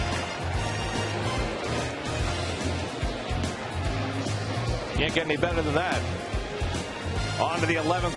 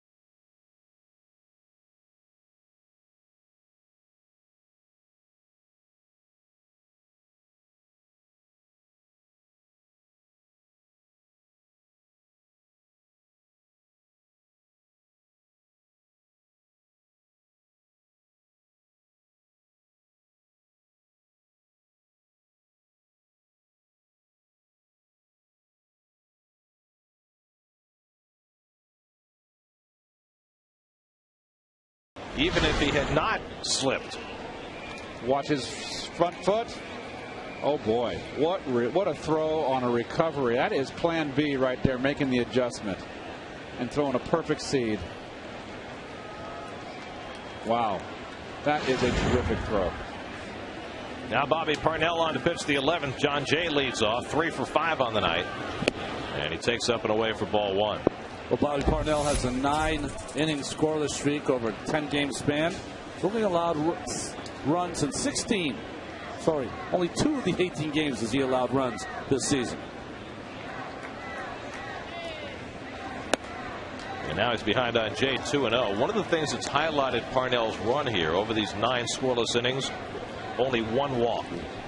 Which was really a big problem last season. He's shown the ability to throw 2 pitches over for strikes, although behind on Jay. Pitching for the first time since Saturday. He's been so heavily used, he needed a few days off, but now has to get back into the rhythm after 3 days on the sidelines. Pujols to follow in that holiday, so he doesn't have much time to kick it in gear. That's true, right in the meat part of the order. And Jay fouls back the fastball, 2-2. That's how these extra innings go, don't they? It's like you have to figure if Bobby can get through this inning. The Mets are at the meat of their order. They have a chance with Louis leading off. Santana went 5 2/3, allowed 7 runs and a career high 13 hits. The bullpen 4 1/3, no runs, 1 hit. And Jay fouls it off. Only 1 walk in that 4 1/3 too, Gare, and that was intentional. 5 strikeouts. It was an intentional walk. Nobody up in either pen. Mets have used Acosta, Takahashi, DeSenz, Rodriguez, and now Parnell. Didn't know we had that many pitches. Right?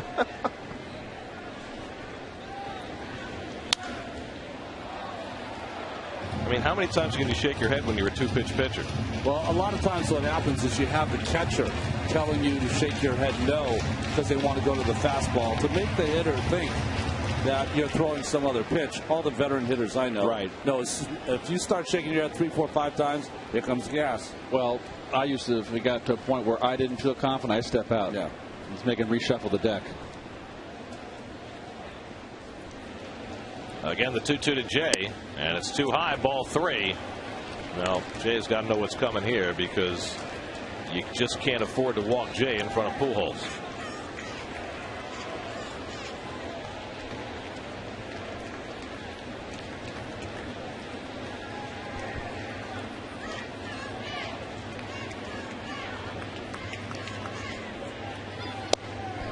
What he did. Pretty good at bat by Jay right there. So Parnell walks the first man to face him. Let's check in with Gary Apple, see what's coming up tonight on Geico Sports Night.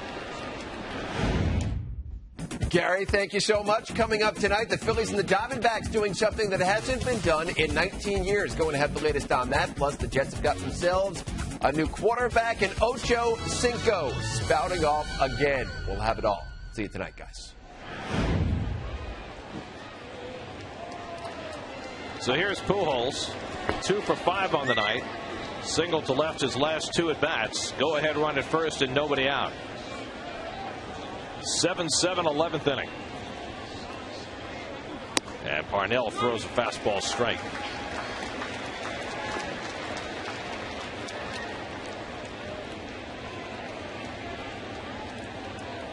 Well, the big boppers here for the Cardinals. Well, Parnell making his work that much more difficult by walking Jay leading off the inning.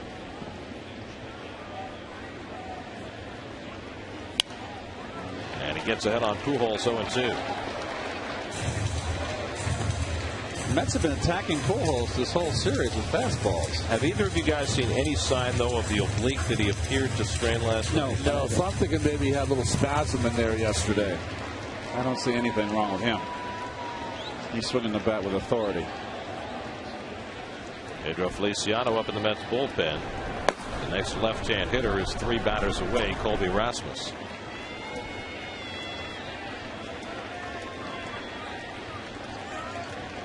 Oh, and 2 to Pujols.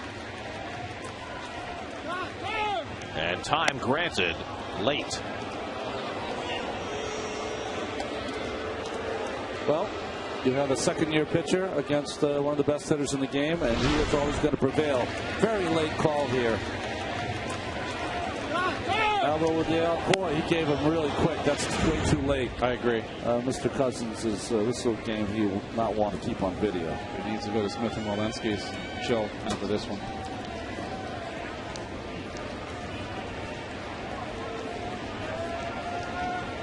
Parnell ahead 0-2. Only moving away, and the slider pulled to third. Might be 2. Right to Castillo. Double clutches, and Hessman can't catch the bouncing throw. Wow. Well, Castillo failing to turn that double play, not for the first time in the last week. Well, he still almost turned it because Albert Pujols, for some reason, decided to stop running. He sure did. Well, we saw that last time, remember? A couple of times he did not run hard to first base as though he were hurt. He's running hard here, and then he just lets up. Goodness. You think he hurt himself? He looks like he's hurt. Good hard slide by Jay. Even made it more troublesome on Luis. You got to turn that double play. That's huge. That just looks like he pulled up lame. Yep. Or at least like he's nursing something there. Anyway, he's at first base with 1 out and Holiday at the plate. Holiday a 2-run homer and an RBI double tonight, 2 for 5. You know, if you're Bobby Parnell and you're sitting in that bullpen watching this game, you had to take note of Holiday working that ball to right field. So you have to be conscious of, at one point in this at bat, you have to fire something inside. Only setting up away, and it comes back inside. Not his best slider, ball 1.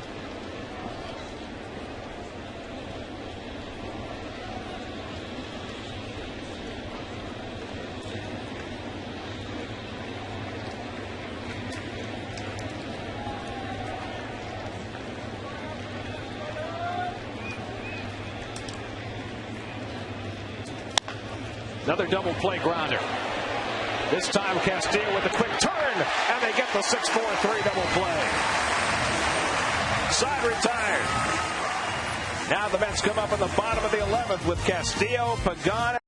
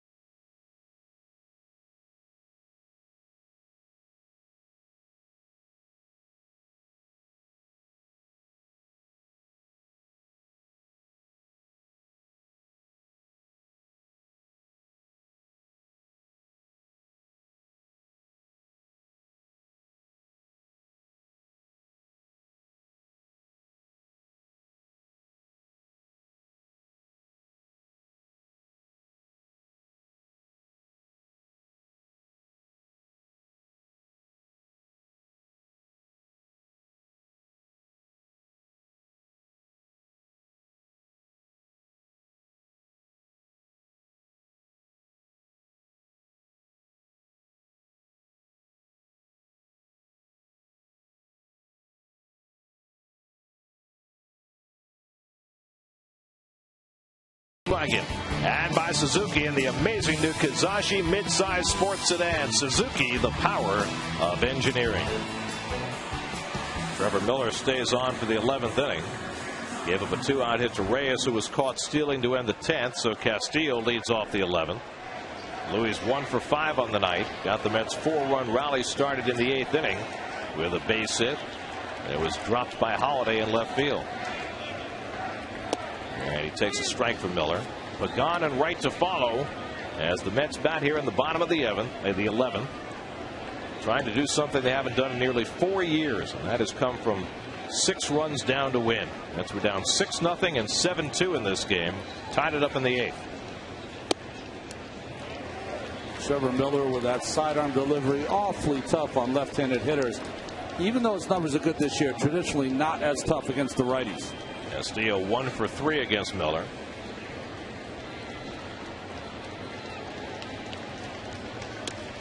Trying to work that backdoor breaking ball, and it's 2-1.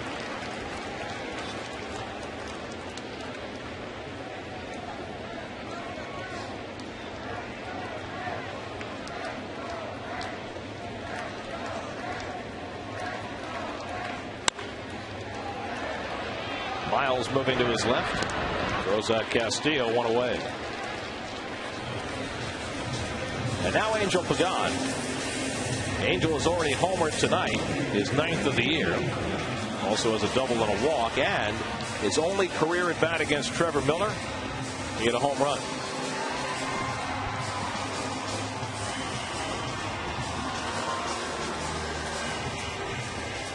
Unlike their recent extra inning efforts, the Mets had an opportunity in the 9th, an opportunity in the 10th.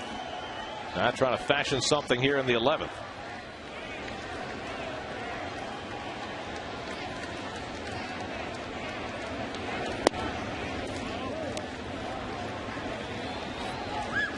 Behind Angel Pagan is David Wright. Pagan got one of the big blows in the 8th inning, a 2-run home run. He got the Mets within 2. They made it 7-5. Ike Davis's pinch hit single tied the game. Miller keeping it away from Angel, 2-0. Can be certain Miller remembers Pagan's home run against him. Pitcher remembers every one of those, doesn't he? So does the hitter.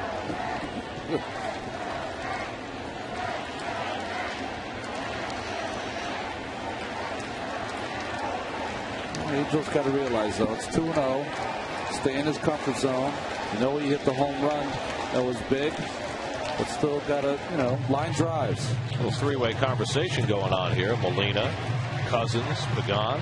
Molina and Cousins have been going at it for 11 innings now. Time to look for something middle in. Probably not going to get it. I don't know if Angel has progressed that far. 2-0 changeup, I think, Keith. So he's keeping it away from him. This is kind of uncharted territory for Trevor Miller. It's only the third time this season he's worked more than an inning. He's usually a one-batter guy. And you got the best hitter in the league against left-hand pitching on deck. Pagan takes a strike, 3-1. So they got the right-hander up in the bullpen for the Cardinals. Mike McDougal ready to make his St. Louis debut. He might be in to face right. 3-1 to Pagan. Swing and a miss at the changeup. Wow. It's 3-2. Pretty gutty pitch right there. And a good pitch right in the black and knees. Just one to take. Especially when you have a potential base stealer like Pagan at the plate. He hasn't thrown one inside, though, so you really sit on anything in the middle of the plate away, even if it is a changeup, and try to drive it to right field. Coming in now, though. 3-2. Popped it up in foul ground. Pujols now turns on the Jets and just gets there. He went with the change of pace move. And Pagan retired for the second out. We've seen a lot of that this year on pop-ups on the first base line. The ball coming back in play. So La Russa's got the right-hander, McDougal, up in the bullpen. A guy doesn't really know. He's got the lefty he knows on the mound. David Wright, who's got 3 straight hits. The league's leading hitter against lefties at the plate. Big ballpark, keep the ball away, keep him in the yard, Gare. Wright has a base hit in his only career at bat against Miller. 7-7, bottom of the 11th. That's hoping that rolls lucky for David Wright. I personally would, if I had the option, never allow David to face any left-hander, especially one that isn't overpowering. 15 home runs this year for David. And Miller keeping it away, 2-0. Coming into the night, David at .398 against left-handers. Went 1 for 3 against the starter left-hander Jaime Garcia.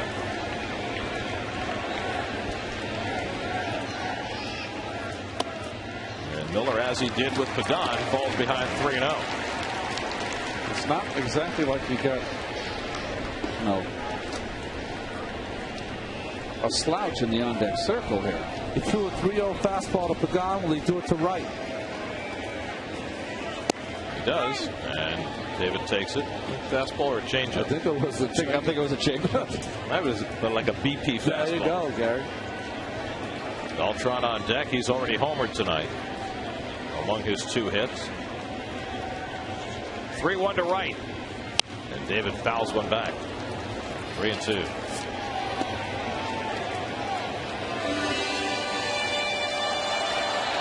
Is this an automatic 3-2 changeup, Keith, or what? Just he's got to keep the ball away. Just called that 3-1 fastball in. Changeup. Automatic. Ball 4. Little dribbler. Miller off the mound. And we're going to the 12th inning at Citi Field. Miller in his 2nd inning gets the Mets out 1-2-3. On we go. Tied at 7.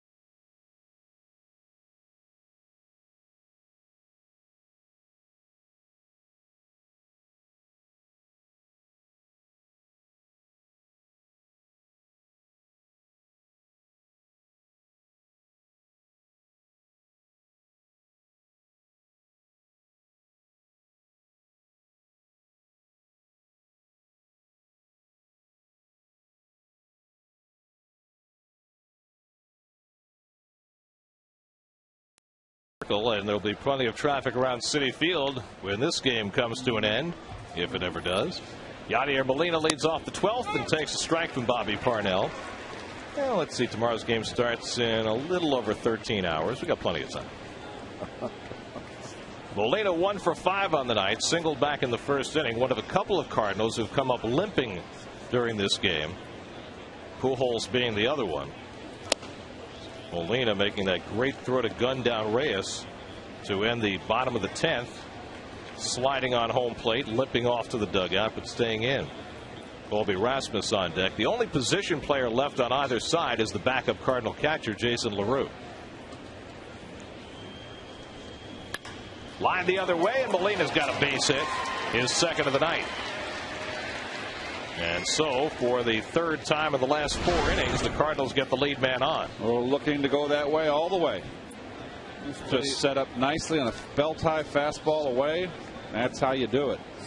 Pretty impressive game, isn't it, for Mr. Molina to catch 11 innings, come out taking a bat like that. And here comes Jerry Manuel, and with the left-hand hitting Colby Rasmus coming up, he's going to bring in Pedro Feliciano. And we'll see whether La Russa responds by having Rasmus bunt. 7-7 in the 12th with Perpetual Pedro coming on.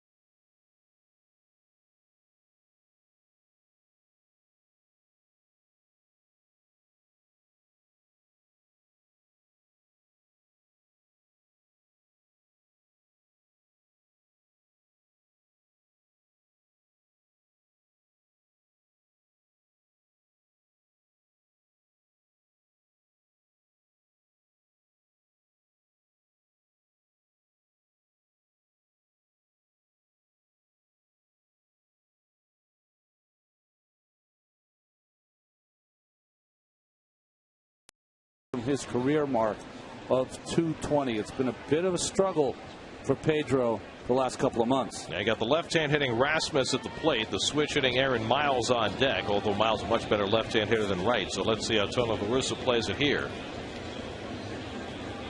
Rasmus 2 for 4 and an intentional walk. He's up there to swing and takes a strike.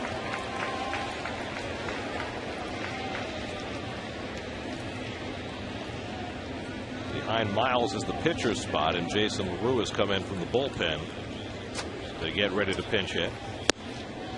1-1 to Rasmus.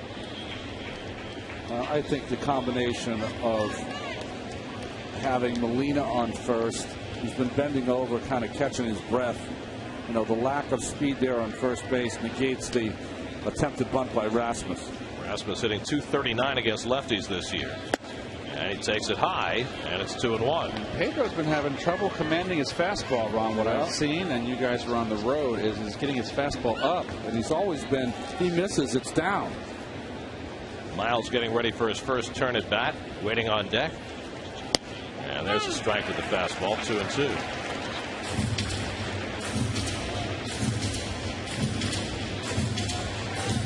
Mets bullpen has allowed 2 hits over 5 2/3 innings tonight.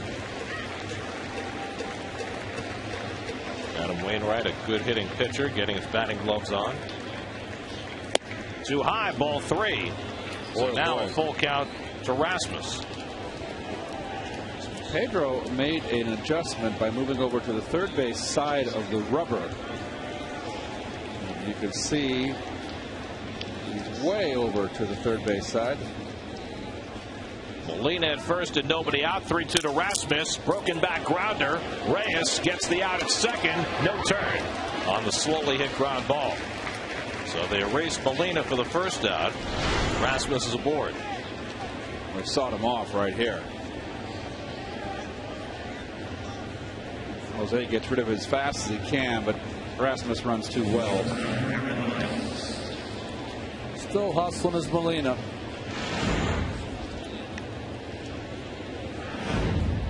Well, let's see what's left in the Mets bullpen.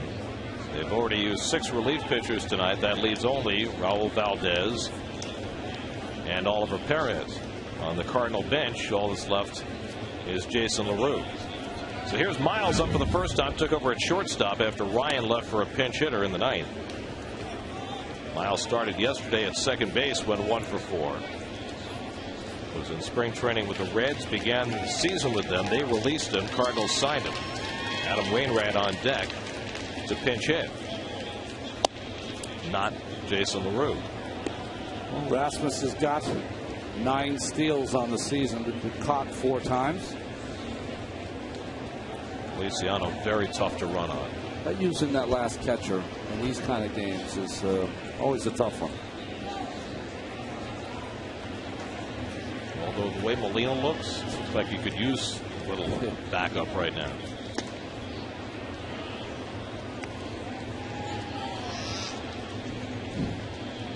That's the design on the back of his head. What do you think? All he needs to do is paint it in Cardinal colors.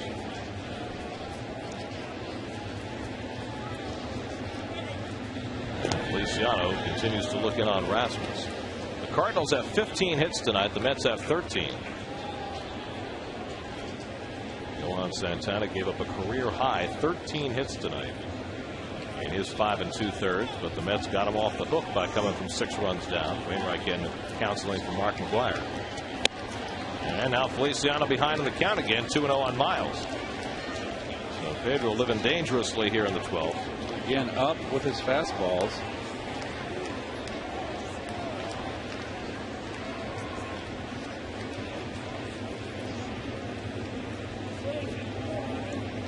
So Albert almost smiled there.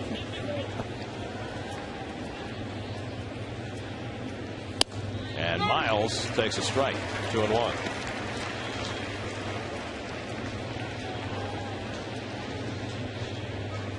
Looks like he did on Letterman the other night. All happy and jovial. Never looks that way when he's on the field.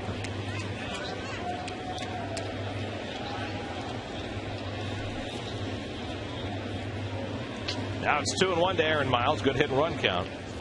Grounds 1 to short. Should be 2. Reyes on the bag. 6-6-3 double play ends the inning.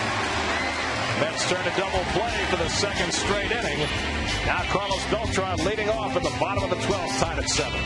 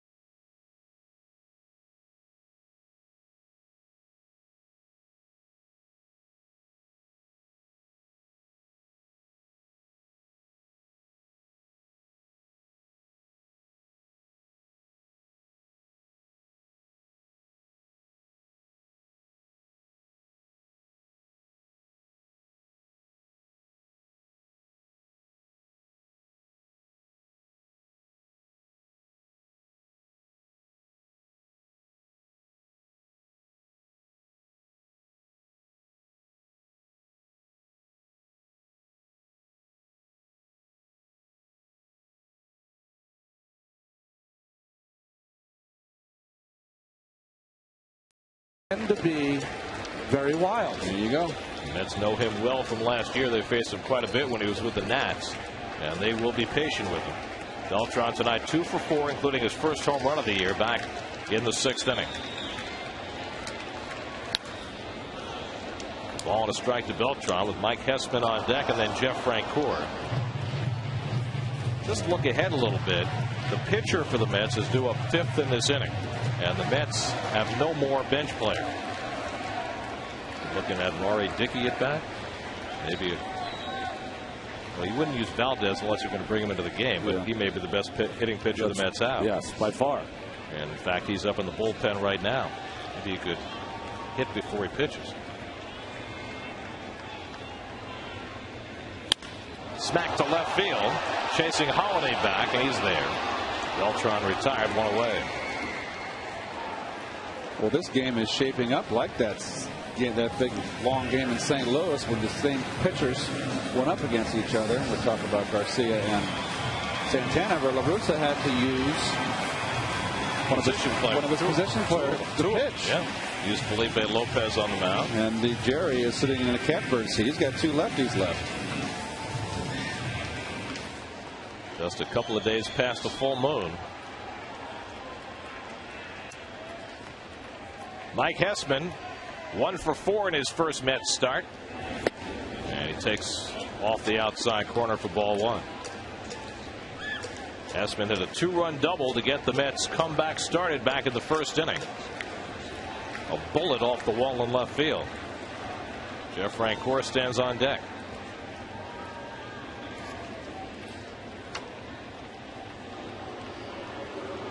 Dave Duncan's going to visit McDougal, with whom he has not had a whole lot of time. Yeah, he didn't like something he saw there. First pitch slider to Hessman. I believe that what the Cardinals see, what we've been seeing tonight, is that Hessman's a good breaking ball pitcher. If the break ball's in the strike zone, I think the fastball up and in is the pitch that he struggles with. Most home run hitters struggle with that pitch anyway, because they can't get extended. So Duncan bringing the scouting report. Let's check in with Kevin. You know, guys, just watching the Met bench the last inning, you know, even major league players need a little cheerleading sometimes. I mean, you're tired at this point. You know you have a noon game tomorrow. And when the Mets came in, Alex Gore, Rod Barajas, too, went up and down the line just kind of cheering and clapping in everybody's ear. Let's go. Come on. Come on. Just trying to get the guys up just a little bit, just enough to get the victory tonight. This is a very important game, Kev, for the Mets to win. Both teams, really. They're usually the team that has to. They're both going to get up early tomorrow. The team that wins is going to get the boost. The team that loses, it's going to be a tough loss with an early morning game. 2-0 to Mike Hessman. Well, the Mets have not won back-to-back games since June 22nd and 23rd. That's 29 games without back-to-back wins. Their longest such streak in 17 years. They like to put an end to that right now. McDougal behind on Hessman, a power hitter, 2-0. And Hessman takes wide ball 3 as LaRue fails to catch it. 3-0. Well, do you have him swinging 3-0? Why not? This is one of those strange games, right? McDougal's going to try to, just kind of force it in there, throw a strike, and get back in the count. Yeah, I'd let him swing. I wouldn't have a problem with that. 18 home runs in AAA this year. And he's taking a strike. 96 miles an hour for McDougal. Mike Hessman with 329 minor league home runs.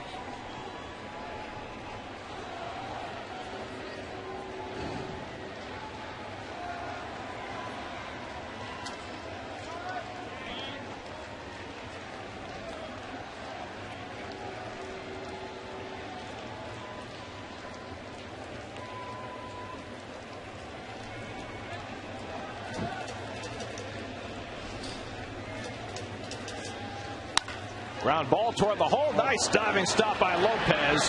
And he gets up and throws him out. Well, Lopez has just had a terrific time of it at third base in this series. Boy, I'll say. On the dive, on the up hop. Nice scoop by Pujols. Very nice.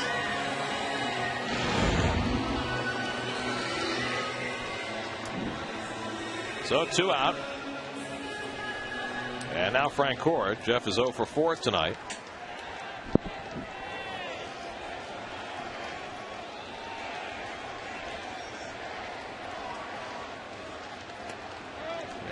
lays off. Nope, he went around. Slider by McDougal, 0-1.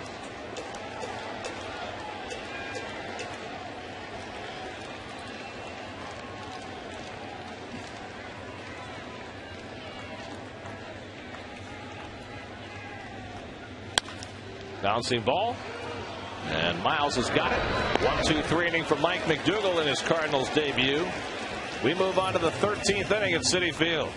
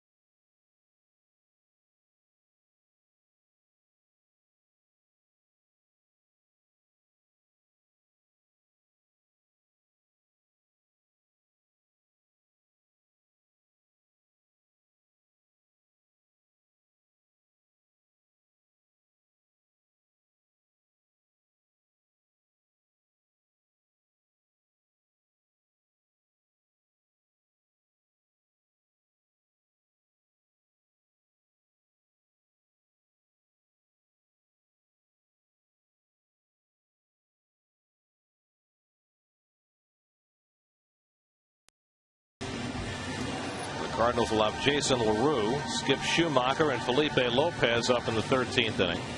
And that's Feliciano and Valdez left. Franklin left with McDougal. And the Mets also have Oliver Perez. Oh, that's right, Oliver Perez, sorry. And that's actually a boon to have both Valdez and Perez, yes. Both of whom can give you multiple innings. Absolutely. If necessary, if you have a particularly long game. Jason LaRue just into the game. In the bottom of the 12th, gets his first turn at bat today, hitting a 208 on the year. Veteran backup catcher, longtime Cincinnati Red.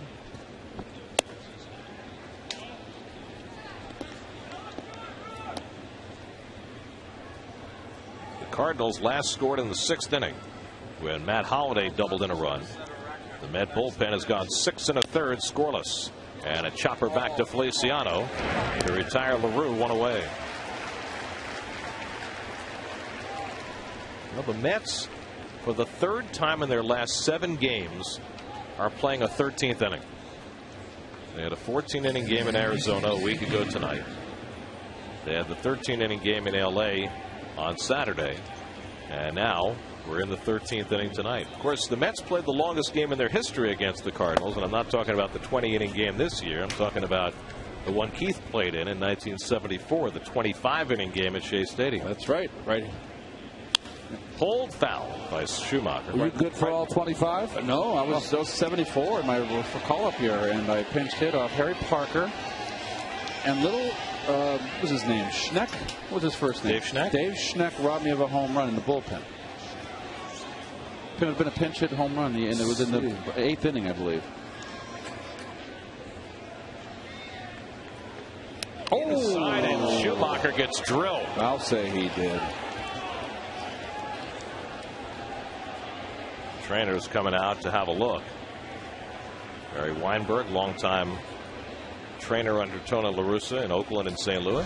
Barry started his career as an assistant trainer in the Yankees farm system. Yankees in 1979. You see, Schumacher's got a wrap on that right elbow. I don't know if he hit the wrap or just above it. I thought it got him in the tricep. Let's see. Ouch. Oh, well, you know, that ball bite does hurt. Can't come out of the game. They don't have anybody to replace him. Have to put a pitcher in the outfield or something. Schumacher hit for the 3rd time this season. So the Cardinals have a 1-out base runner and Felipe Lopez at the plate. Lopez 2 for 6. Both his base hits today came in the 1st inning. The Cardinals got 6 runs and 8 hits in the 1st inning against Johan Santana, the most runs and hits ever given up in a 1st inning by Santana. But he persevered through 5 2/3, and the Mets came from behind to get him off the hook. Well, both corner infielders, Wright, Hessman, guarding the line. Mets have turned ground ball double plays each of the last 2 innings. One behind Parnell, and then Feliciano got the double play ball from Miles in the 12th.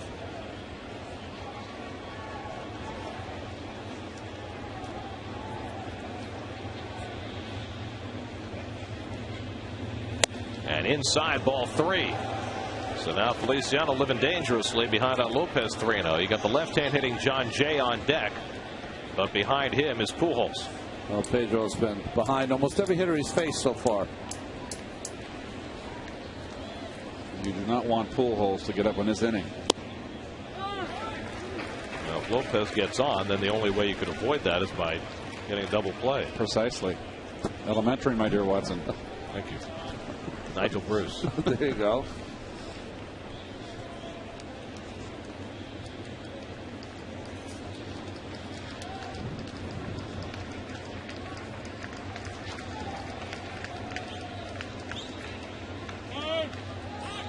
Lopez asking for time, wants to look down at Jose Oquendo, his 3rd base coach, on 3-1. Wants to know if Schumacher might be running.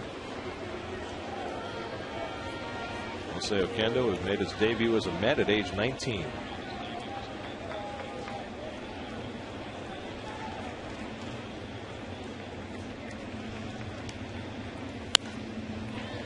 And a full count to Lopez. Funny, Lopez had 2 hits in that 1st inning. He hasn't had another hit since then, so it's gone about 4 hours between those first 2 hits in the 1st inning. Boy, I'm glad I never thought of it that way. Right? Well, if the game lasts long enough, he might only have to wait 4 more hours for his next chance. That's right. About 12.5 hours from the start of tomorrow's game. And the real diehards are left here at the ballpark. The real diehard Met fans. Crowd of 35,009 tonight, and probably about a third still here after more than 4 hours of baseball. The Braves have won. This is a big game for the Mets to win. Braves won. Phillies won. Phillies won their 7th in a row tonight. Halladay pitched a complete game. What else is new? 3-2. The runner goes belatedly, and it's ball 4. Boy, if that had been a 3rd strike, Schumacher just got the worst jump in the world from first base. He was dead as can be. But instead, now the Cardinals have 2 men on. John Jay coming up. Dan Warrington will go on to the mound. Remember, the Mets still have 2 left-handers left in the bullpen, Valdez and Perez, if Feliciano's running out of gas. You know, guys, I guess when a pitcher gets an idea that he's going to hit, it really sticks with him, because Jonathan Neese has had a bat in his hand for an inning and a half and refuses to put it down. Now he's hugging it against the rail. He's just hanging on for hope that he'll get a chance to hit. Now, let me ask you a question, Kevin. I don't know if you can see well enough into the dugout. Is R.A. Dickey here? I know he's pitching the noon game tomorrow. I haven't seen him here, and that would lead me to believe that he went home, because he is always in the dugout. Because he's a guy who can handle the bat as well. That's right. Jonathan Neese has a pinch hitting attempt this year. It was against the Cardinals in that 20th inning game. Of course, Raul Valdez had a hit in that game. Ryan Franklin, the Cardinal closer, hoping they can get him a run and a save opportunity. Another serious goatee there working. So 2 aboard, and here is Jay, who has 3 hits and a walk tonight, and he swings and dribbles one, and it was just foul. Totally hopping on it just in case that was fair, but it was in the batter's box, which makes it a foul ball. Schumacher, the go-ahead run at second, and Lopez at first with 1 out. A hit batsman and a walk, putting 2 aboard for St. Louis. First time the Cardinals have gotten a runner to second base since the 9th inning. Ball and a strike to Jay with Pujols on deck. Or sort of on deck. He's actually about, I don't know, 40 feet from the on deck circle. Yeah. You're not really supposed to stand there, are you? No. Oh boy. I've never seen Pedro struggle with his fastball so much. It's driving Jerry crazy. He's losing some hair. Haven't we all? This is a critical pitch, stating the obvious. Goalie moves away. 2-1 to Jay. Ground ball to second. They'll have to hurry to get two. Castillo to Reyes, and no relay. So Pujols will come to bat. And now you pick your poison. Pujols or Holiday. Well, Louis tried to rush this play, but no chance. Not hit hard enough. Jay runs too well.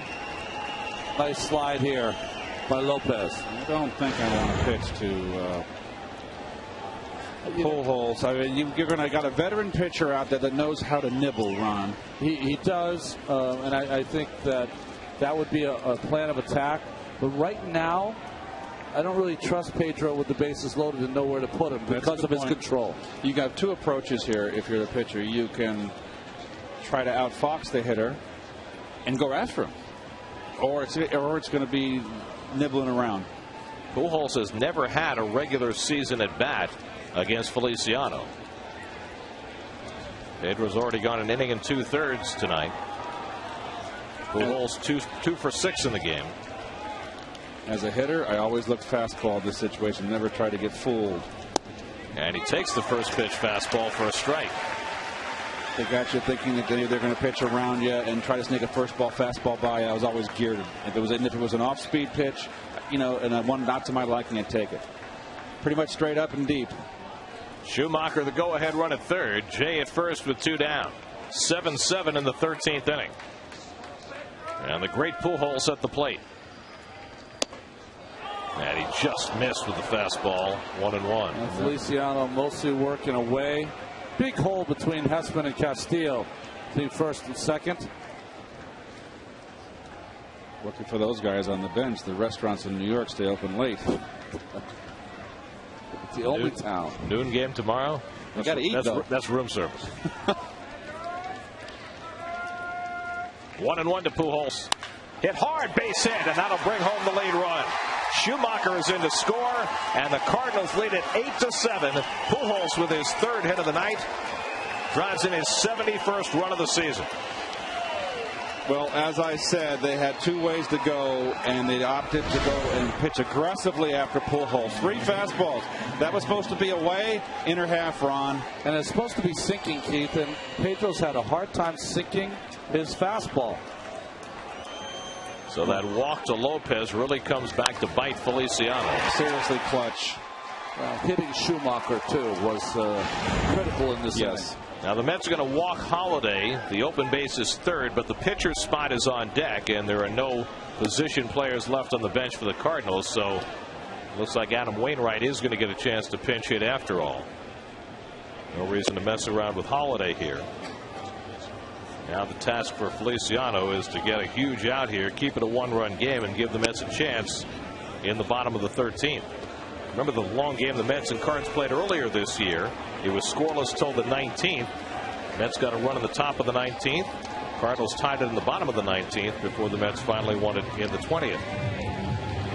So Feliciano's going to exit, and Raul Valdez will try and get the final out here in the top of the 13th. Cardinals have gone in front 8-7. We'll be right back.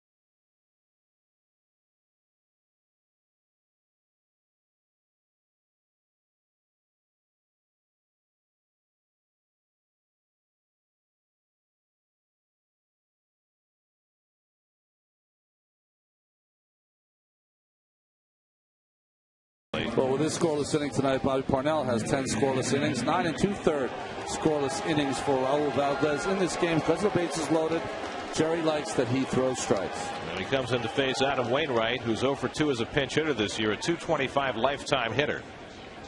Started last night, went 0 for 1 in a sacrifice. And he checks his swing. Did he go? They check it at first, and Ye went around. DJ Rayburn with the call. Well, he thought he was going to get a fastball first pitch because he's a pitcher. No, you're up there as a hitter. Albert Pujols with an RBI single to give the Cardinals the lead. Mets will have 8, 9, and 1 in the order coming up at the bottom of the inning. Tolley, the pitcher spot, and Reyes. And Valdez bounces one off Tolley. Now coming for the plate. The toss to Valdez, and he makes the tag for the final out of the inning as Jay tried to score on a short wild pitch. Tolley to Valdez, 2-1 to end the inning. Jay.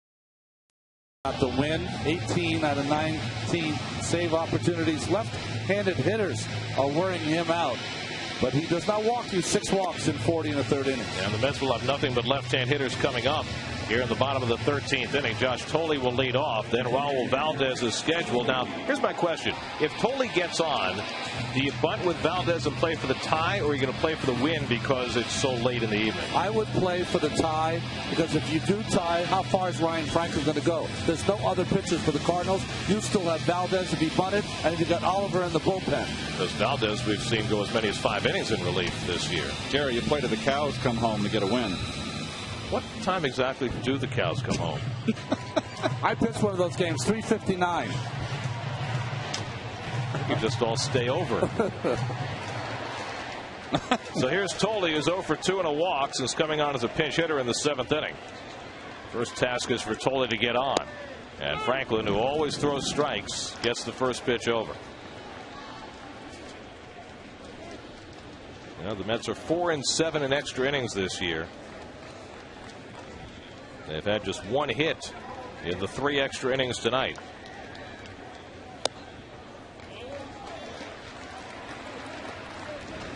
One and 1 to Tolley.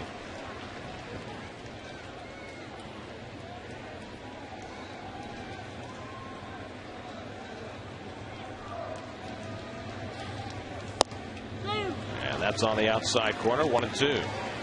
Franklin had a big year for the Cardinals last year. Got off to a very slow start this year, but he has been pitching much better.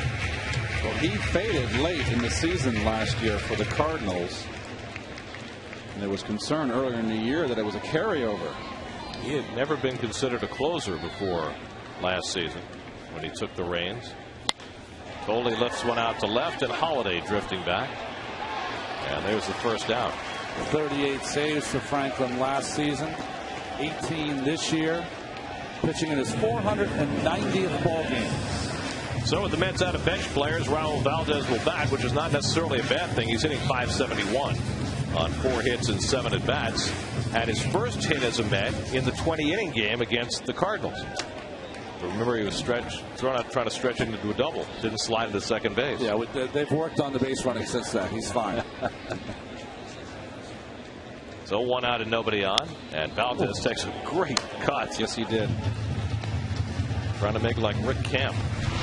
You know, you play in some of those other leagues as you watch this swing. You know, in remote places, there's a lot of time you end up with 10 players there and you have to play. 32-year-old Cuban defector who's played in Venezuela and the Dominican and the Mexican League. 1-1 to Valdez with Reyes on deck. Each team has used 8 pitchers in this game.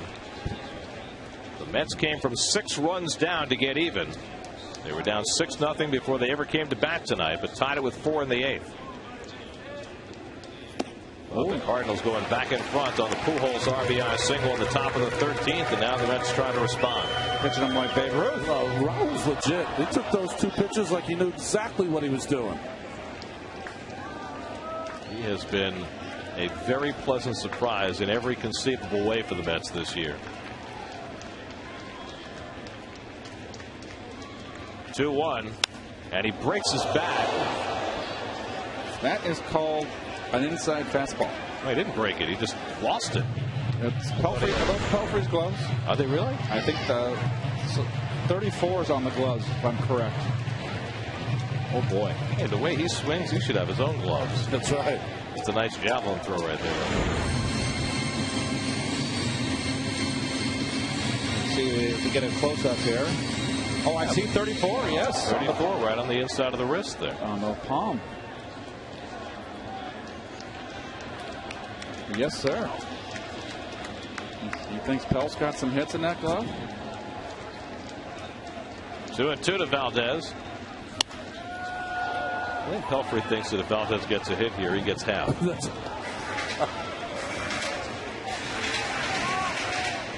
Raul, why don't you have your Rick Camp moment? Too early.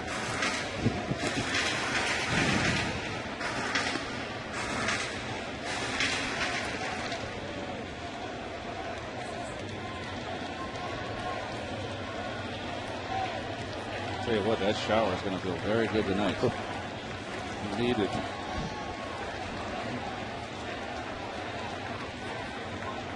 Franklin's 2-2. Swing and a miss. He gets him with a fastball. So Valdez down swinging. 8 in a row retired by the Cardinal bullpen, and the Mets are down to their final out of the night. Well, all those fastballs in sets that one up, Ronnie. Up and away. So Reyes, the final hope for New York. It's been a good night at the plate for Jose. 3 for 5 and a walk. Singled with 2 out in the 10th, but was caught stealing. He was the last Met base runner. Mike McDougal, who worked a 1-2-3 12th inning for the Cardinals in his St. Louis debut, is in line for the win in this game. Feliciano in line for the loss. And the off-speed pitch in for a strike. 0-1 to Reyes.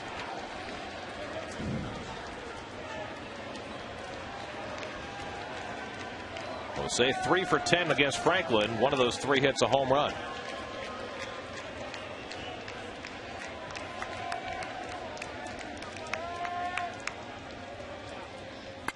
And Reyes pops it up. In comes Holiday to call. And the ball game is over. The Cardinals win it in 13 innings. Albert Pujols with the game-winning hit after the Mets came from 6 runs down to tie. And the Mets have now lost for the 20th time in their last 30 games. And again, the Mets bullpen, after Santana gave up those 6 runs in the first inning, he gave up 1 more later, went 7 to the 3rd, only gave up 1 earned run, and it cost the Mets the victory. Well, the Mets had a lot of fight in the night. They were down to 4 in the 8th to tie, fought back into this game. A lot of opportunities in extra innings. No one cashes in. And, of course, that man right there, the great Albert Pujols, the game winner. Feliciano falls to 2-6 with the loss tonight. Mets are now 4-8 in extra inning games this year. They won their longest game of the year against the Cardinals, but St. Louis gets a measure of revenge tonight, evening up this series at a game apiece. It took over 4.5 hours to play, and the next game starts in a little over 12 hours here at Citi Field.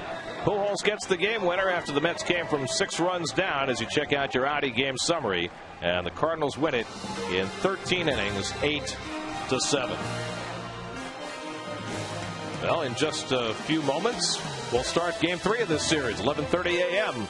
for Subway pregame live right here on SNY with Ari Dickey pitching against Blake Hawksworth. A hard-fought battle tonight, but the Cardinals win it in 13, 8-7. Now for Keith Hernandez, Ron Darling, Kevin Burkhardt, and our entire SNY crew, I'm Gary Cohen at Citi Field. Time to join Chris Carlin and Bobby O'Heater for Lincoln Mercury postgame live.